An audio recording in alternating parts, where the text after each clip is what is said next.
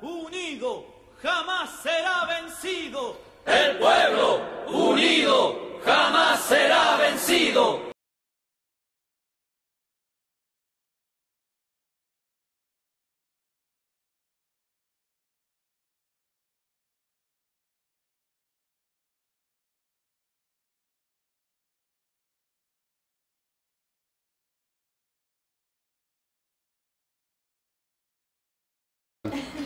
שלום לכולם. הנושא של הפגישה היום הוא אנרכיזם ומרקסיזם. המבנה שלה יהיה בערך כזה. בהתחלה נדבר על זה תורה הקדמתית, למה בכלל השאלה הזאת חשובה, למה בכלל צריך לדון בדברים האלה היום, האם זה רלוונטי. אחרי זה נדבר בקצרה על מה המקורות של המרקסיזם ומה המקורות של האנרכיזם ובמה הם שונים. ונתחכה אחרי המקרים בהיסטוריה, כמה מקרים בהיסטוריה שבהם התנועות האלה נפגשו ומה הייתה התוצאה. אחרי זה נפתח את כל השיחה לדיון ויקחו את החלק של המסקנות, מה אנחנו יכולים להפיק מזה לגבי המצב שלנו. כן, כמה נקודות חשובות להדגיש לגבי כל שאנחנו נדבר היום. יש הרבה סוגים של אנרכיזם. והאנרכיזם שאנחנו הולכים לדבר עליו זה אנרכיזם סוציאלי. יש אנרכיזם של סגנון חיים, את האנרכו-קפיטליזם ויש את האנרכו-קוסמיזם, ויש המון. שוב, כאשר אנחנו אומרים אנרכיזם, אז הכוונה היא לאנרכיזם סוציאלי, זה דבר ראשון.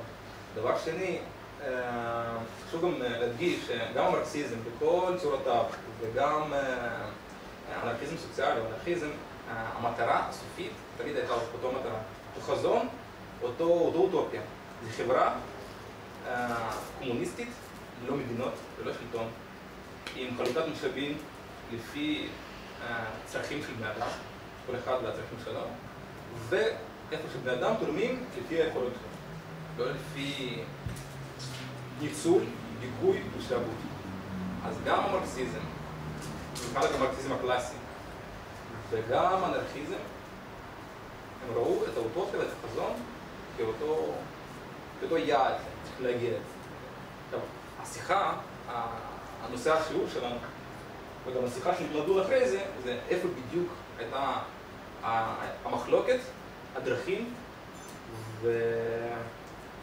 ובסוף מי כן צודק. האם דרך של המרקסיסטים היא הדרך הנכונה שמובילה אותנו לאוטופיה, או הדרך האנרכיסטית. ואם אלה באמת שתי דרכים שונות שאי אפשר לשלב ביניהם ולמצוא אותם. נכון, מכנה משותף. לא, מרקסיזם. טוב, בהתחלה נדבר על השורשים של המרקסיזם. ואני חושב שקודם כל יש איזשהו הבדל כשמדברים על המרקסיזם והאנרכיזם, צריך לשאול אם זה באמת שני דברים מאותו סוג. ואני לא חושב שזה בדיוק שני דברים מאותו סוג, אני אסביר למה. בגלל שהמרקסיזם, קודם כל בתור אידיאולוגיה, זו דוקטרינה שנושאת את השם של הוגה מסוים. האנרכיזם היא מסורת רבת שנים הרבה יותר מגוונת, שהגיעה לכל מיני יבשות, לכל מיני מקומות, סיטואציות שונות, והיא פתחה בהם לאו דווקא על ידי כמה הוגים גדולים, אלא על ידי תנועות של עובדים, של עיקרים, שפיתחו את הרעיונות האלה. וזה נכון שיש כמה הוגים בולטים של האנרכיזם, שעליהם גם נדבר בהמשך כשנגיע לחלק של האנרכיזם, אבל יש משהו שונה באנרכיזם והמרקסיזם. מסורת הרבה יותר פתוחה, עם גב יותר רחב. יש לה כמה עקרונות מאוד ייחודיים ומאוד בולטים שמחברים את המסורת הזאת, אבל זה יותר מההגות של איש אחד שחי פחות דוגמטי. האנרכיזם הוא פחות דוגמטי. אחת ההשלכות של זה היא שהיא פחות דוגמטית. עכשיו נגיע למרקסיזם. מרקס בעצם התחיל את ההתפתחות האינטלקטואלית שלו בחוג בגרמניה שנקרא הגליאנים הצעירים. זה חוג של פילוסופים צעירים עם נטייה לשמאל שהתקבצו סביב הרעיונות של פילוסוף גרמני בשם הגל. והגל לאו דווקא היה הוגה דעות מהפכני, להפך הוא היה הוגה דעות מאוד שמרני. החברה לא עניינה. הוא היה הוגה דעות מאוד שמרני, ובמידה רבה ההגות שלו דווקא חיזקה את הלגיטימציה של השלטון המלוכני בפרוסיה. אמנם הוא אהד את המהפכה בצרפת, אבל הוא בהחלט לא היה יריב של השלטון שלו. אחרי המוות של הגל, הפילוסופים שבאו באחריו התחלקו לשתי מחנות. היה את המחנה הגוורדיה הישנה, השמרנים, שקראו לעצמם ההגליאנים המבוגרים, או ההגליאנים הימנים, שהם דגלו בפירוש הישן של הגל, הפילוסופיה שמצדיקה את המדינה, רואה את המדינה הפרוסית בתור שיא ההתפתחות ההיסטורית, ומנגד הייתה קבוצה של אינטלקטואלים צעירים, שמרקס השתייך אליה, אלה שקראו לעצמם ההגליאנים השמאליים או הצעירים, והם לקחו כמה מהעקרונות שהגל בעצם טוען שהוא גילה בעולם, העקרונות שמניעים את גלגלי ההיסטוריה, והם נתנו להם פרשנות אחרת, פרשנות שהיא מהפכנית יותר, פרשנות שלא נותנת חיזוק דווקא למשטר שקיים, אלא רוצה להחליף אותו במשטר אחר שבנוי בצורה אחרת. ואני חושב שכדי להבין את הפילוסופיה המרקסיסטית ואיך היא התפתחה, כדאי לדבר גם מה מרקס אימץ מהגל, איזה רעיונות הוא לקח, ומה הוא זנח, מה הוא זרק הצידה, איך הוא הכניס אותם לתוך השיטה שלו. אחד הרעיונות הבולטים בשיטה של הגל, קודם כל שהיא שיטה דיאלקטית, שיטה שמנסה להסביר את ההיסטוריה של המין האנושי בתור איזשהו, אפשר לקרוא לזה דיאלוג של מתח בין ניגודים, כל מיני ניגודים שקיימים בחברה. פילוסופים מאוחרים יותר קראו לניגודים האלה תזה, אנטי-תזה וסינתזה. עכשיו, הגישה של הגל הייתה ביסודה גישה אידיאליסטית, כלומר, הניגודים שהוא זיהה בחברה, בהיסטוריה, שהמתח ביניהם הוא מה שמקדם את ההיסטוריה, היו ניגודים של רעיונות. ניגודים רעיוניים שהיו קיימים בחברה. מרקס לקח את הרעיון הזה והוא הפך אותו על הראש שלו. הוא הגיע לאיזושהי דיאלקטיקה מטריאליסטית. הוא אמר שהגורמים בחברה שיוצרים את הקונפליקטים הם גורמים מטריאליים, גורמים חומריים. למשל, בחברה הקפיטליסטית, מה שהוא זיהה בתור שני גורמים הפוכים, זה מצד אחד השיטת ייצור הקפיטליסטית, ומצד השני מעמד העובדים שהיא מייצרת. הוא מעמד שאין לו רכוש, מעמד שהאפשרות שלו לקיים את עצמו הולכת ופוחתת, מעמד שאין לו מה להפסיד חוץ מהשרשראות שלו, ולכן כשהוא יבוא בעימות עם הקפיטליזם, הוא ייצור את הסינתזה, את החברה החדשה, את הקומוניזם. זה הדבר הראשון. כן, בתפיסה של מרקס, הקומוניזם הוא חייב לבוא אחרי קפיטליזם. זה לא איזשהו רעיון שאפשר ליישם אותו. זה יבוא בכל זאת, לפי מרקס. לא מעניין אותו אם זה יהיה מחר או מחרתיים. האם המהפכה הגדולה, ההתקוממות העולמית של פרולטריון, זה יהיה עוד 50 שנה או 100 שנה, זה יבוא. זה משהו נוסף שמרקס לקח מהגל. הגל גם ראה דטרמיניזם בהיסטוריה. ההיסטוריה היא כפי שהיא, כי היא מוכרחת להיות ככה. היא לא יכולה להיות אחרת. והוא ראה בהתגלמות של ההיסטוריה, המצב האולטימטיבי של ההיסטוריה, בתור המצב העניינים שהיה כשהוא חי, המדינה הפרוסית. מרקס ראה את זה אחרת. הוא ראה שבחברה הקפיטליסטית עדיין קיימים ניגודים שלא נפתרים, קיימים מתחים במקומות שלא נפתרים. ומבחינתו, הסוף של ההיסטוריה, אם אפשר לומר ככה, זה החברה הקומוניסטית, שבה הניגודים המעמדיים שלדעתו הובילו את ההיסטוריה עד עכשיו נפתרים. מגיעים לחברה שהיא לא מעמדית, חברה שאין בה שלטון, חברה שגם אין בה כסף, והכלכלה נשלטת על ידי העובדים, וזה מבחינתו למעשה הסוף של התהליך הדיאלקטי. גם העובדים עצמם מפסיקים להיות עובדים בתפיסה המרקסיסטית, כי כבר אין את החלוקה המעמדית. מפסיקים להיות עובדים כי כבר אין מעסיקים. כן, הם היוצרים, שיוצרים את ה... כולם עובדים. כן, כולם עובדים.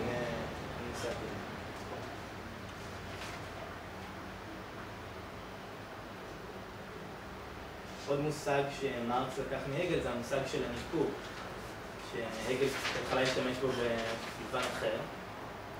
מה שמרקס עשה איתו, הוא בעצם הכיל אותו על העבודה בכלכלה הקפיטליסטית. הוא אמר שהטבע האדם של העובד מנוכר כשהוא נאלץ לעבוד ולמכור את כוח העבודה שלו למעסיק. שככה שהעבודה במקור היא דבר טבעי, כולנו רוצים לעבוד כשאנחנו חופשיים, כשהעבודה היא לא כפויה והיא לא מנוכרת. ולכן העבודה שהיא בחברה הקפיטליסטית מנוגדת למה שהוא ראה בתור טבע האדם. וזאת אחת הסיבות שהוא ראה בחברה הקומוניסטית, זה שהיא חזרה למשהו טבעי יותר, ועבודה שהיא לא מנוכרת, שטבע האדם ככה מוצא את עצמו בצורה כזאת. אלה היסודות הפילוסופיים. עכשיו, מהיסודות האלה נגזרים היסודות הפוליטיים, של מה שאנחנו מכירים בתור מרקסיזם. פחות הצד הפילוסופי, זה יותר הצד המניפסט הקומוניסטי. הפוליטי והפרגמטי. עכשיו, העקרונות של מרקס, שבעצם הפילוסופיה הזאת יוביל אותו אליהם, היו עקרונות שאנחנו מכירים, שאת המהפכה, קודם כל מי שצריך להוביל אותה זו מפלגה שהיא אספור פועלים. המפלגה הזאת צריכה להשתלט על המדינה הבורגנית, ובאמצעות המדינה הזאת היא להעביר מספר צעדים, שורה של צעדים שישנו את החברה כדי שנגיע לחברה פוסט-מהפכנית, וכדי שבסופו של דבר יהיה אפשר לבטל את המדינה. אנגלס קרא לזה ההתפוררות של המדינה. כלומר, להשתמש במדינה ככלי עד שאין בה צורך ואז היא תתפורר בעצמה. זה משהו שהאנרכיסטים תמיד יגלגו עליו, שאף מדינה לא מבטלת את עצמה. לאף מעמד שיש לו אינטרסים, הוא מקורב לקלחת, הוא לא מבטל את הקיום שלו. גם ההבדל הגדול בין אנרכיזם למרקסיזם, הראייה מהי מדינה, מה המקורות שלה, מרקסיזם תמיד ראה את המדינה ככלי, איזשהו שוטר כזה שהוא שומר על המלחמה הזאת, התנגשות ראש בראש בין המעמד הקפיטליסטי שרוצה לדכא עד הסוף את המעמד הפועלים, מצד שני המעמד הפועלים שרוצה לחזור חזרה לאדמה, לחזור חזרה לרכוש שהוא איבד עם כל הניכור העבודה והכל. ובמלחמה הזאת המדינה היא כביכול איזשהו כזה כלב משמר שומר דווקא על הקפיטל, לקפיטליזם. אז אם אנחנו מבטלים את המעמדות, מבטלים את הקפיטל, אז גם המדינה מתפוררת, מתפוררים המעמדות. בעצם המרקסיזם רואה את המדינה בתור כלי נייטרלי, שכל אחד יכול לקחת אותו ולעשות בו שימוש למטרות שלו. והביקורת האנרכיסטית, שעוד מעט תגיע אליה ואני אומר עליה בקצרה, היא רואה את המדינה בצורה אחרת, היא רואה ש... היא לא פוסלת, אגב, היא גם לא פוסלת את זה, היא לא פוסלת את הראייה המרקסיסטית, היא מוסיפה. כן, היא מוסיפה שעצם יחסי הכוח בין המושל לבין הנמשל, הם גם כן צורה של יחסים מעמדיים, הם גם יוצרים סוג מסוים של אינטרס.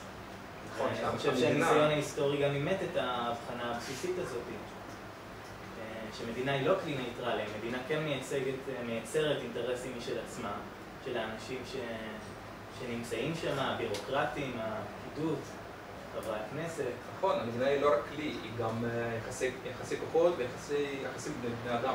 וכשמרקסיסטים תמיד לא הבינו, וגם היה הוויכוח הגדול בין בקוין למרקס. בקוין היה מנסה להסביר למרקסיסטים ויחסים של מרקס. בשנה הראשון, שהיה ההתנגשות הזאת בין הוגי דעות, המדינה זה לא רק כלי, לא כלי חסר איזשהו בסיס אנושי. אתה יכול לקחת כמו פטיש, לקחת ולהשתמש. אתה יכול גם להרוג עם הפטיש את בן אדם, אז להפוך אותו לירק, ואתה יכול לבנות לו בית. ככה המרקסיסטים מסתכלים על מדינה, אז הם אומרים, אז בואו ניקח את הכלי הזה, המדינה ונבנה בית חדש, הבית הקומוניסטי. האנרכיסטים אומרים, לא, מדינה היא כמו טנק, כמו תמיד יישאר טנק. לא משנה אם תיקח אותו לאיזה מצב, תמיד יהיה בלי הרס. זאת אומרת, הדרך היחידה זה רק להרוס את הטנק, לפרק אותו לגמרי. זה לא פטיש, זה כלי יכול להיות דו. מה שמפתיע בפוליטיקה המוקדמת של מרקס, זה שהיום היא דווקא, אם נסתכל עליה, היא תראה לנו מאוד דומה לסוציאל דמוקרטיה שאנחנו מכירים. חלק מהדברים שהוא כתב לא יראו לנו בכלל כל כך מהפכנים. למשל, במניפסט הקומוניסטי, בחלק האחרון, מפורטים 10 צעדים שהוא מציע למדינות מהפכניות. רוב הצעדים האלה כוללים הלאמה של הבנקים, הלאמה של תעשיות, העלאה של מיסים, הפקעה של הרכוש והעברה שלו למדינה. לאו דווקא משהו מאוד מהפכני, משהו יותר תהליך הדרגתי שמגיע מלמעלה מהאנשים ששולטים במדינה. וזה גם מה שגרר את הביקורת האנרכיסטית שהגיעה בתגובה לזה. אז דיברנו על זה לפני, ונמשיך עם המניפסט. אז זה כדי אנרכיזם. הדרכים והכל, הוא מתנגד. לא רציתי להיכנס לזה. לא? ובניגוד לתפיסה המרקסיסטית עם המניפסט והכל, עם כל הנוסחאות שמרקס רצה לתרום לעולם המנוצלים, המדוכאים, האנרכיסטים תמיד היו מסתכלים, גם האנרכיסטים בנסן הראשון, הבקוניסטים, סביב בקונים והכל, היו מסתכלים על המדינה, כמו שאמרתי לפני זה, איזשהו יחסים בין בני אדם. וזה גם בקונין מדובר למרקס. אין באמת איזשהו שינוי, אם יבוא עכשיו איזשהו גוף מהפכני, מפלגה או ארגון קשוח, מהפכני, שתפוס את המקום של המדוכאים, הקפיטליסטים, הוא ישנה את המצב הכלכלי במדינה, בחברה, ואז הגוף הזה, הגוף מדכא והתפורר לבד. כי הכוחות ששולטים הם משחזרים את עצמם, משחזרים את הכוח השולט שלהם. בדיאלקטיקה המרקסיסטית הם לא ראו את זה, הם ראו באמת רק את הניגוד בין המעמדות. זהו. כל מה שמסביב זה לא מעניין אותם. גם רואים את זה יותר מאוחר בדברים שאנגלס כותב, במיוחד לנין, ולנין ממשיך לפתח את המרקסיזם, הוא כותב שהניגוד בין המעמדות זה החשוב. בספר שלו של לנין, מדינה ומהפכה, הוא כותב, אין לנו שום מחלוקת עם האנרכיסטים. למה בכלל, איפה הריב הזה? האנרכיסטים לא מבינים שאנחנו צריכים פשוט לבטל את ההתנגדות הזאת, הניגודיות, הדיאלקטיקה בין המעמדות, המלחמה הזאת. זאת אומרת, מעמד שהוא כובש, הוא לוקח את הכלי הזה לידיים שלו, את המדינה, מבטל בכלל את היחס המעמדי, כי כבר אין קפיטליסטים. לא יודע, ברחו, הרגו אותם, הוא לא כותב מה יעשו עם הקפיטליסטים, אבל הם לא קיימים, וגם אין יחסי כוחות כבר, ואין את הניסוי ואת הדיכוי הזה, אז המדינה תתפורר לבד. גם אף פעם מרקסיסטים, גם לנין וגם מי שהיה לפניו, מי שבא אחריו, אף פעם לא נתנו שום הסבר איך זה הולך לקרות. למשל, בקומינטרן, האינטרנציונל הקומוניסטי, האינטרנציונל שהבולשביקים הקימו אותו, שהוא היה די גדול יחסית, אם פותחים את המסמכים, את המצע של הקומינטרן, אז כתוב שם שאחרי מהפכה עולמית, שהפרולטריון והעמלים מנצחים ומביסים את הקפיטל בכל העולם, המדינות, זהו, פשוט לא יהיו קיימות וזהו. וגם לא מסבירים את המנגנון, איך זה באמת הולך לקרות. זה משהו שהמרקסיזם יכל להרשות לעצמו בגלל התפיסה הדטרמיניסטית שלו, בגלל שהמהפכה היא כורח של ההיסטוריה, לא צריך להסביר איך זה הולך להיות, לא צריך להציע שיטות לאיך ננהל את החברה בעידן שלאחר המהפכה. זה משהו שיקרה מעצמו, ולכן מרקס כמעט ולא התייחס לזה. למעשה ההתייחסות הישירה שלו לעניין הזה, באיזשהו מכתב פרטי שהוא שלח בסוף החיים שלו לאיזשהו חבר, ואנגלס פרסם אחרי המוות שלו. אבל בכל הספרים והפמפלטים הפומביים שלו וההצהרות שלו, הוא לא התייחס לעניין הזה. איך אנחנו צריכים לנהל את החברה. זה דווקא משהו שהאנרכיסטים התייחסו אליו הרבה לפני המרקסיזם. המרקסיזם מצטרף לדיון הזה בשלב הרבה יותר מאוחר, איך צריכה לראות החברה אחרי המהפכה. באיזה שיטה אנחנו יכולים לנהל את חלוקת המשאבים, את חלוקת העבודה. מבחינת מרקס זה היה משהו שלא אנשים יקבעו, אלא התנאים האובייקטיביים של ההיסטוריה יובילו לצורה מסוימת של התארגנות. אצל הוגי דעות מרקסיסטים כמעט ואין, אפילו, תקן אותי אם אני טועה, אבל אין בכלל שום חזון או איזשהו ניסוח איך החברה הולכת להיראות, החברה האנרכו-קומוניסטית או הקומוניסטית או החברה החופשית ללא מדינות וללא מעמדות. אצל האנרכיסטים דווקא יש הרבה. יש את ז'אן גרב שכתב, אתה זוכר את השם הספר? שהוא העתיד. היה לו ספר שנקרא העתיד, משהו כזה, ספר שמאוד השפיע על התנועה האנרכיסטית בתחילת המאה, ספר די עבה. יש את הכיבוש הלחם של קרופוטקין, שגם שם הוא נוגע לגבי איך החברה הולכת להיראות.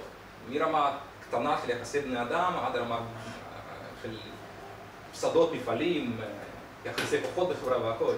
אחרי זה גם בספרדים היה רופא והאנרכו-סינדיקליסט איסק פואנטה, שגם הוא כתב בספר על אנרכו-קומוניזם כחזון ואוטופיה, צריכים להגיע לאוטופיה הזאת. ובגלל זה האנרכיסטים ידעו אותו מאוד מה היעד, לאן אנחנו מתקדמים. אצל מרקסיסטים זה לא היה, וגם היום, עד היום זה לא קיים. אם אתם מדברים עם מרקסיסט באמת שהוא משכיל ומנהיג מפלגה והכל, ואתם מתחילים לדבר איתו על חברה קומוניסטית, לאן הם רצו להגיע, אז הוא יגיד לך, מה זה העתיד? עזבו אותי עכשיו. זה משקף גם הבדל יותר עמוק בין הגישה המרקסיסטית לגישה האנרכיסטית, שהאנרכיסטים רואים לפחות טעם בדיון רציונלי על איזה חברה אנחנו רוצים לבנות. במרקסיזם זה לא כל כך קורה, זה קרה בשלב יותר מאוחר, גם בתור תגובה לאנרכו-סינדיקליזם שהתפתח. ואני חושב שזה גם משקף משהו נוסף, את התפיסה המרקסיסטית שהנסיבות החומריות הן הכל, ומעבר להם אין שום דבר. והאנרכיסטים כן יש להם גישה מטריאליסטית, הם לא מתעלמים מהעובדות המטריאליות, לפחות רוב ההוגי דעות האנרכיסטים. אבל הנסיבות המטריאליות זה לא מספיק. אם אנשים לא רוצים מהפכה, המהפכה לא תקרה, זה לא משנה אם יש אפשרות מטריאלית, זה לא מספיק בשביל זה. יש גם את הצורך של הרצון המודע והמאורגן של האנשים, של העובדים, שיהיו מאורגנים, שיהיו מאומנים, שיהיה להם את היכולת התיאורטית והפרקטית לבצע את המהפכה. לא מספיק ביכולת כלכלית וטכנולוגית מספיק גבוהה. מהפכה היא לא משהו שיקרה מעצמו מעצם זה שהגענו לרמה מסוימת של התפתחות טכנולוגית. רואים את זה עכשיו בעולם המערבי, הוא מתפתח מאוד מבחינה טכנולוגית, טיסות לחלל וייצור המזון והכל, וממש אנחנו לא רואים שהפרולטריון לוקח לידיים שליטה, שעושים את המהפכה ובונה חברה קומוניסטית. למרות שמבחינה טכנולוגית אנחנו כן יכולים לחיות בחברה קומוניסטית. אם פעם, סתם דוגמה, אם פעם כדי לספק מזון, אנשים היו חייבים לעבוד באדמות, ו-90% מכל מדינה ומדינה, זה היו עיקרים, ומספקים מזון לכל המדינה הזאת. היום חקלאים בכל המדינות, זה 10% ו-20%. פחות מזה. בגרמניה זה 20%. 20%? כן, גרמניה 20%. כן. אבל זה לא עיקרים, זה חקלאים. זה חצי פרולטריון וחצי חקלאים. בארצות הברית זה 7%, 8%. בארצות הברית כן, זה פחות מ-10%. בסין זה 40% למשל, אבל זה סין. זה סין, כן. זה סין. בארץ נראה לי זה 10%, משהו כזה, קיבוצים וזה חקלאות. משהו... אבל כן, עדיין, זה קצת. אם לפני 100 שנה, באמת, האנשים בייצור המזון היו מועסקים 90-95%, כמו של רוסיה של צה"ל, 95% היו מועסקים בייצור מזון, ורק איזה 4% היו פרולטריון שמייצר כלים והכל, היום אנחנו רואים את ההפוך. באמת, החזון של מרקס הוא התגשם. כל העולם, כל המועלים נבחו לפרולטריון, אז איפה הקומוניזם? אנחנו עדיין רואים את כל הניצול, דיכוי, ואנחנו רואים שהקפיטליזם נהיה יותר גרוע. הוא התחיל עכשיו גם לדכא את הטבע, להרוס את הטבע, והוא נהפך לצורות יותר זוועתיות ויותר אלימות ממה שהיה לפני 100 שנה. אז איפשהו הגישה הזאת של ההיסטוריה האובייקטיבית, היא זזה לבד, מתקדמת לבד, ולא משנה אם אנחנו רוצים או לא רוצים, ואם זה תלוי ברצונות שלנו, אז פה איזשהו טעות. ועד היום מרקסיסטים לא רוצים לשים לב לטעות הזאת. עובדה שיש מפלגות וארגונים מרקסיסטים. אז שתי מחלוקות תיאורטיות של האנרכיזם והמרקסיזם, וקודם כל הדחייה של התיאוריה הדטרמיניסטית של ההיסטוריה. ההיסטוריה לא מתקדמת לפי איזשהו סדר אירועים קבוע מראש. היא לא מתקדמת רק לפי ניגודים כלכליים, אלא יש גם משמעות לבחירות שבני אדם עושים. יש משמעות אם בני אדם בוחרים להתארגן, בוחרים ליצור אצלם את האמצעים כדי להתנגד. ואם הם לא יעשו את זה, אז מהפכה לא תבוא. גם לפי מרקס היה אומר תמיד שהמהפכות, בני אדם, העמלים עושים מתוך ייאוש, מגיעים למצב של ניצול דיכוי כל כך עמוק וכל כך בלתי נסבל, עושים את המהפכה.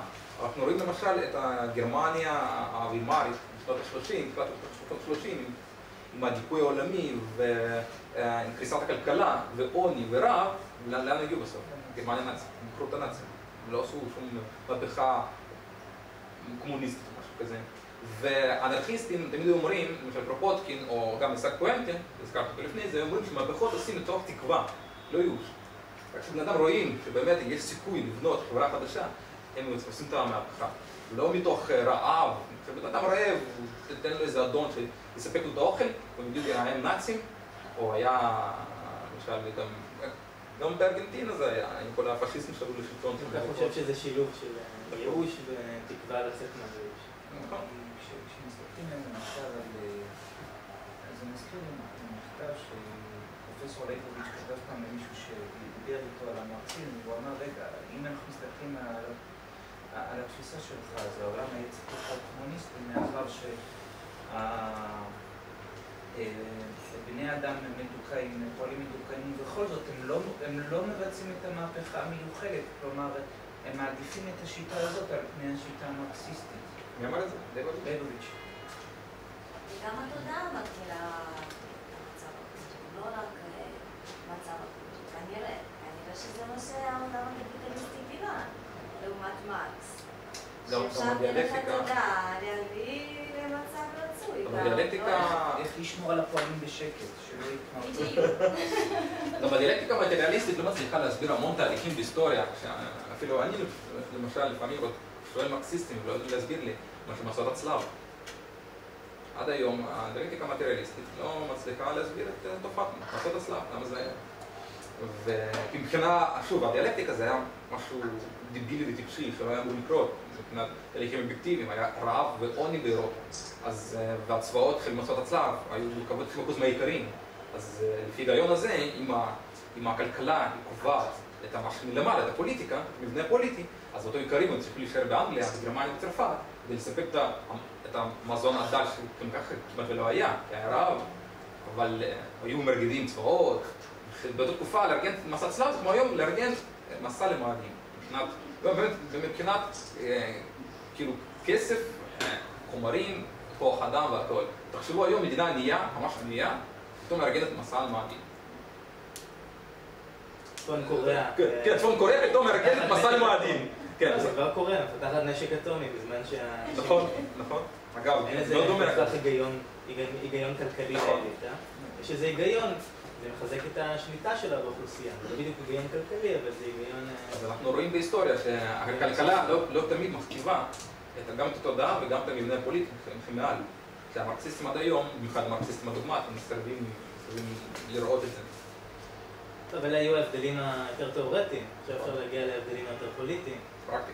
כן, אז אם אמרנו שעקרונות הפעולה הפוליטיים של המרקסיזם זה קודם כל פעולה ריכוזית מלמעלה על ידי המפלגה שמייצגת את הפועלים ומשתלטת בשמם על המדינה ופועלת בשמם, בין אם זה בהעברה של חוקים או כל...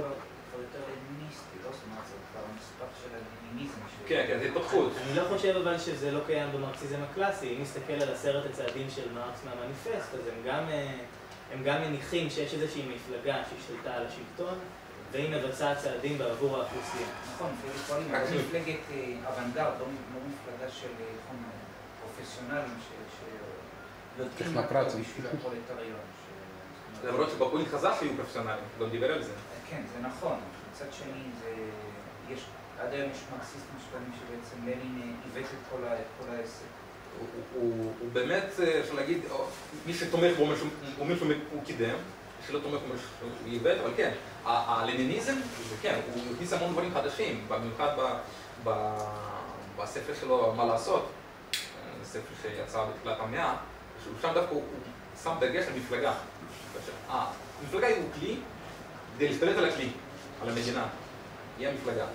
והמפלגה הזאת חייבת להיות קשוחה, מאוד אוטוריטרית, בנויה מלמעלה למטה, שהזוטרים מקשיבים לאלה שלמעלה והכל, כי זה מלחמה. היא אומרת שהמהפכה היא מלחמה אפשר לנהל רק בשלטון ריכוזי. הוא לא יכול לנהל מלחמה על ידי... לני מגיע. כן? היה לך ילד בתכנון. היום בפלט. לא, פשוט הוא דיבר על לנין, אבל... טוב, בסדר, נו. כל אלה עקרונות הפעולה המרקסיסטיים. מולם, מה מציב האנרכיזם? קודם כל הוא אומר שהפעולה לא יכול, השחרור של העובדים לא יכול לעשות אלא על ידי העובדים עצמם. זה בעצם הייתה הסיסמה של האינטרנציונל הראשון, שיהיו בו גם מרקסיסטים. אבל הפירוש האנרכיסטי למשפט מפתח הזה, הוא שהפועלים לא יכולים לתת את המפתחות למישהו אחר, שהוא יעשה בשבילה מלמעלה, למשל פוליטיקאים מקצועיים שירוצו במפלגות, או אולי דווקא ירוצו, ישתלטו בכוח למעלה, כמו במהפכת אוקטובר ברוסיה. נציגים שיעשו בשבילה, אלא במקום זה הוא מציע אנרכיזם מבנה יותר מבוזר, מבנה פדרלי, פדרליסטי, יכול לומר, גם של הארגון עצמו, מתוך מחשבה גם שהצורה שבה הארגון האנרכיסטי בנוי צריכה לשקף את החברה העתידית שאנחנו רוצים לבנות. שהארגונים שאנחנו בונים צריכים להיות תואמים את העקרונות שלנו לחברה העתידית. כדי לא לשחזר את יחסי הכוחות שהיו לפני זה. בגלל זה ארגון אנרכיסטי, אם זה איגוד עובדים סינדיקליסטי או ארגון קומוניסטי טהור, הוא חייב להיות כבר בנוי כמו שוטה או קומונה או של חברה העתידית אוטופית. למשל, אם אנחנו רוצים לבנות חברה שאין בה היררכיה, אז אנחנו צריכים בעצמנו להתנהל בצורה שהיא לא היררכית. אם אנחנו רוצים לבנות חברה שמורכבת ממועצות שונות, שיש להן לא בדיוק נציגים, דלגטים שאפשר לקרוא להם בחזרה בכל רגע, נתונים לפיקוח. דלגט זה נציג. בערך. אז אנחנו גם צריכים לממש את המודל הזה בארגונים שלנו, וזה מה שהאנרכיסטים עשו בעצם מאז שהם התחילו להתארגן באינטרנציונל הראשון והלאה. פה אנרכיזם מתנגד במיוחד ללניניזם, שדיברנו לפני זה, עם המפלגה הריכוזית, שהוא מלמעלה למטה, עם המנהיגים, הוא מפורש אומר את זה בספר שלו. אנרכיזם תמיד גם בתקופה של האינטרנציונל הראשון היה מתנגד לזה, וזה צנטרליזם המרקסיסטי והפדרליזם האנרכיסטי. גם הארגון, גם התהליך, המהפכה עצמה, וגם החברה העתידנית. אותו יחסי כוחות. רוצים לדבר על אנרכיזם עכשיו? נטו. בוא נתן מידע על אנרכיזם.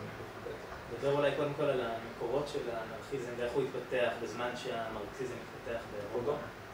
בעצם ההוגה דעות הראשון שאמר על עצמו אני אנרכיסט, והוא התכוון לזה במובן פוליטי חיובי, לא בתור מילת גנאי שאתה אומר על מישהו אחר, היה פייר ז'וזף פרודון, הוא התחיל בתור עיקר, אחר מכן נעשה פילוסוף צרפתי, והאנרכיזם שלו לא בדיוק... הוא גם המשיך כעיקר. האנרכיזם שלו לא בדיוק היה האנרכיזם שאנחנו מכירים, הוא לא היה בדיוק אנרכיזם מהפכני. פרודון רצה ליצור איזושהי חברה שלא מבטלת את כלכלת השוק, אבל חברה שבה לא קיימים חברות קפיטליסטיות עם מעסיקים ועובדים, אלא כל החברות הן קואופרטיבים של עובדים שמנוהלות ביחד. והטקטיקה שלו, הטקטיקה שהוא הוגה, שמשהו שהאנרכיסטים לאחר מכן די זנחו, אפשר לומר, היא טקטיקה לא מהפכנית, היא טקטיקה אבולוציונית, שצריכים ליצור קודם כל כמה שיותר קואופרטיבים. חשוב להדגיש, הוא לא התנגד למהפכה. המהפכה הצרפתית שהייתה, במאה ה-19, הוא קיבל אותה בשמחת לב. אבל הטקטיקה שלו ליצירה של חברה אנרכיסטית לא הייתה בכוח להפיל את המדינה ולהפיל את מבני הכוח שקיימים ולהחליף אותה, אלא ליצור איזשהו סקטור של קואופרטיבים בחברה, ליצור בנקים של אנשים, בנקים שמנוהלים על ידי האנשים ולמען האנשים, שיוכלו להלוות כסף לקואופרטיבים, בלי ריבית. בלי ריבית ובלי אחוז. ככה שהסקטור הקואופרטיבי יוכל לנצח את הקפיטליסטים במשחק שלהם, עד שהקפיטליזם ייעלם בצורה הזאת. היום אנחנו רואים שהגישה הזאת מאוד נאיבית, אבל בתקופה, מחצית הראשונה של המאה ה-19, זה היה מאוד חדש ונחמד. הרבה אנשים גם תמכו, אחד הבנק הוא גם ניסה ליישם את הגישה שלו, הוא ניסה להקים בנק קואופרטיבי, והרבה אנשים באו לעזור לו ולתמוך. בארצות הברית יש קרדיט יוניונס, בערך אותו דבר. אנשים במצוקה יכולים לפנות אליהם לקבל הלוואות בריבית נמוכה וגם להפוך לחלק מהבנק. עכשיו, פרודון, אומנם לא היה אנרכיסט במובן המודרני, הוא לא היה מהפכן, אבל הוא הניח כמה מהיסודות של האנרכיזם יותר מאוחר. קודם כל, הוא הניח את העקרונות של הפדרליזם, כלומר שהחברה חייבת להיות מנוהלת בצורה שתהיה פדרטיבית, לא מלמעלה למטה, אלא באמצעות מועצות, באמצעות קואופרטיבים, באמצעות דלגטים. הוא מדגיש את נושא ביזור, זה היה מאוד חשוב מכך פרודון, גם בהרבה ספרים שהוא כותב, הוא מדגיש את הביזור, הוא מתנגד לריכוזיות, לשלטון הזה שהוא בא מלמעלה למטה. הוא חושב שהשלטון הזה שהוא בא מלמעלה, הוא מכתיב דברים, הוא הורס, הוא מדכא, הוא לא מביא אף פעם שום דבר טוב. ועוד משהו חשוב, שגם חשוב להדגיש לגבי פרודון,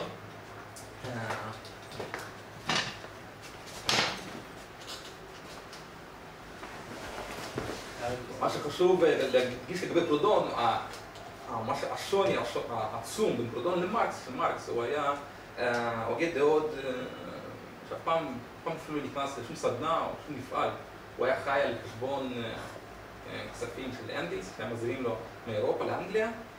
אנגליס היה בעל מפעלים. כן, אבל אנגליס עצמו היה די קפיטליסט, לא קטן. ומרקס אף פעם אפילו לא טרח לבוא למפעל ואפילו לראות מהצד. ופרודון היה עיקר, פשוט שהוא הגיע לכל המחשבות שלו על ידי העמל הקשה והעבודה הקשה. הוא גם היה חי בסביבה של עיקרים, של העמלים, של אנשים שאחרי הניכור הזה, שדיברנו לפני זה, הם איבדו את האדמה, הם איבדו את הקשר שלהם כל הסדנאות וכל הסדנאות הקטנות שאנשים היו עובדים בקומונות, בחברות קטנות, בימי הביניים, ועם התפתחות האינדוסטריאליזציה והקפיטליזם, כשבא הניכור, הם נהיו מה שנקרא בתקופה הפרולטריון, או העובדים או העמלים. הוא ראה את זה במו עיניו, ורואים את זה בספרים שלו, שמדבר על הרכוש, הוא הראשון שנגע לגבי שאלת הרכוש, והוא מסביר מה זה, והוא אומר שרכוש הוא גזל, גניבה, כי כל רכוש, אם זה אפילו פטיש קטן, או מפעל ענק, או חללית, לא משנה מה, בסופו של דבר זה מיוצר באדמה. אם זה עץ שלקחו באדמה, או ברזל, עם הפטיש הזה אנחנו בונים את הסדנה, ובסדנה הזאת אנחנו בונים מפעל, ובמפעל הזה מייצר חללית, החללית הזאת תטס עכשיו למאדים. שוב, המקור, הבסיס הכי למטה, הכי התחלתי, היא האדמה. וכיבוש האדמה, זה הנושא הכי חשוב שלו. בספר שלו, מהו רכוש?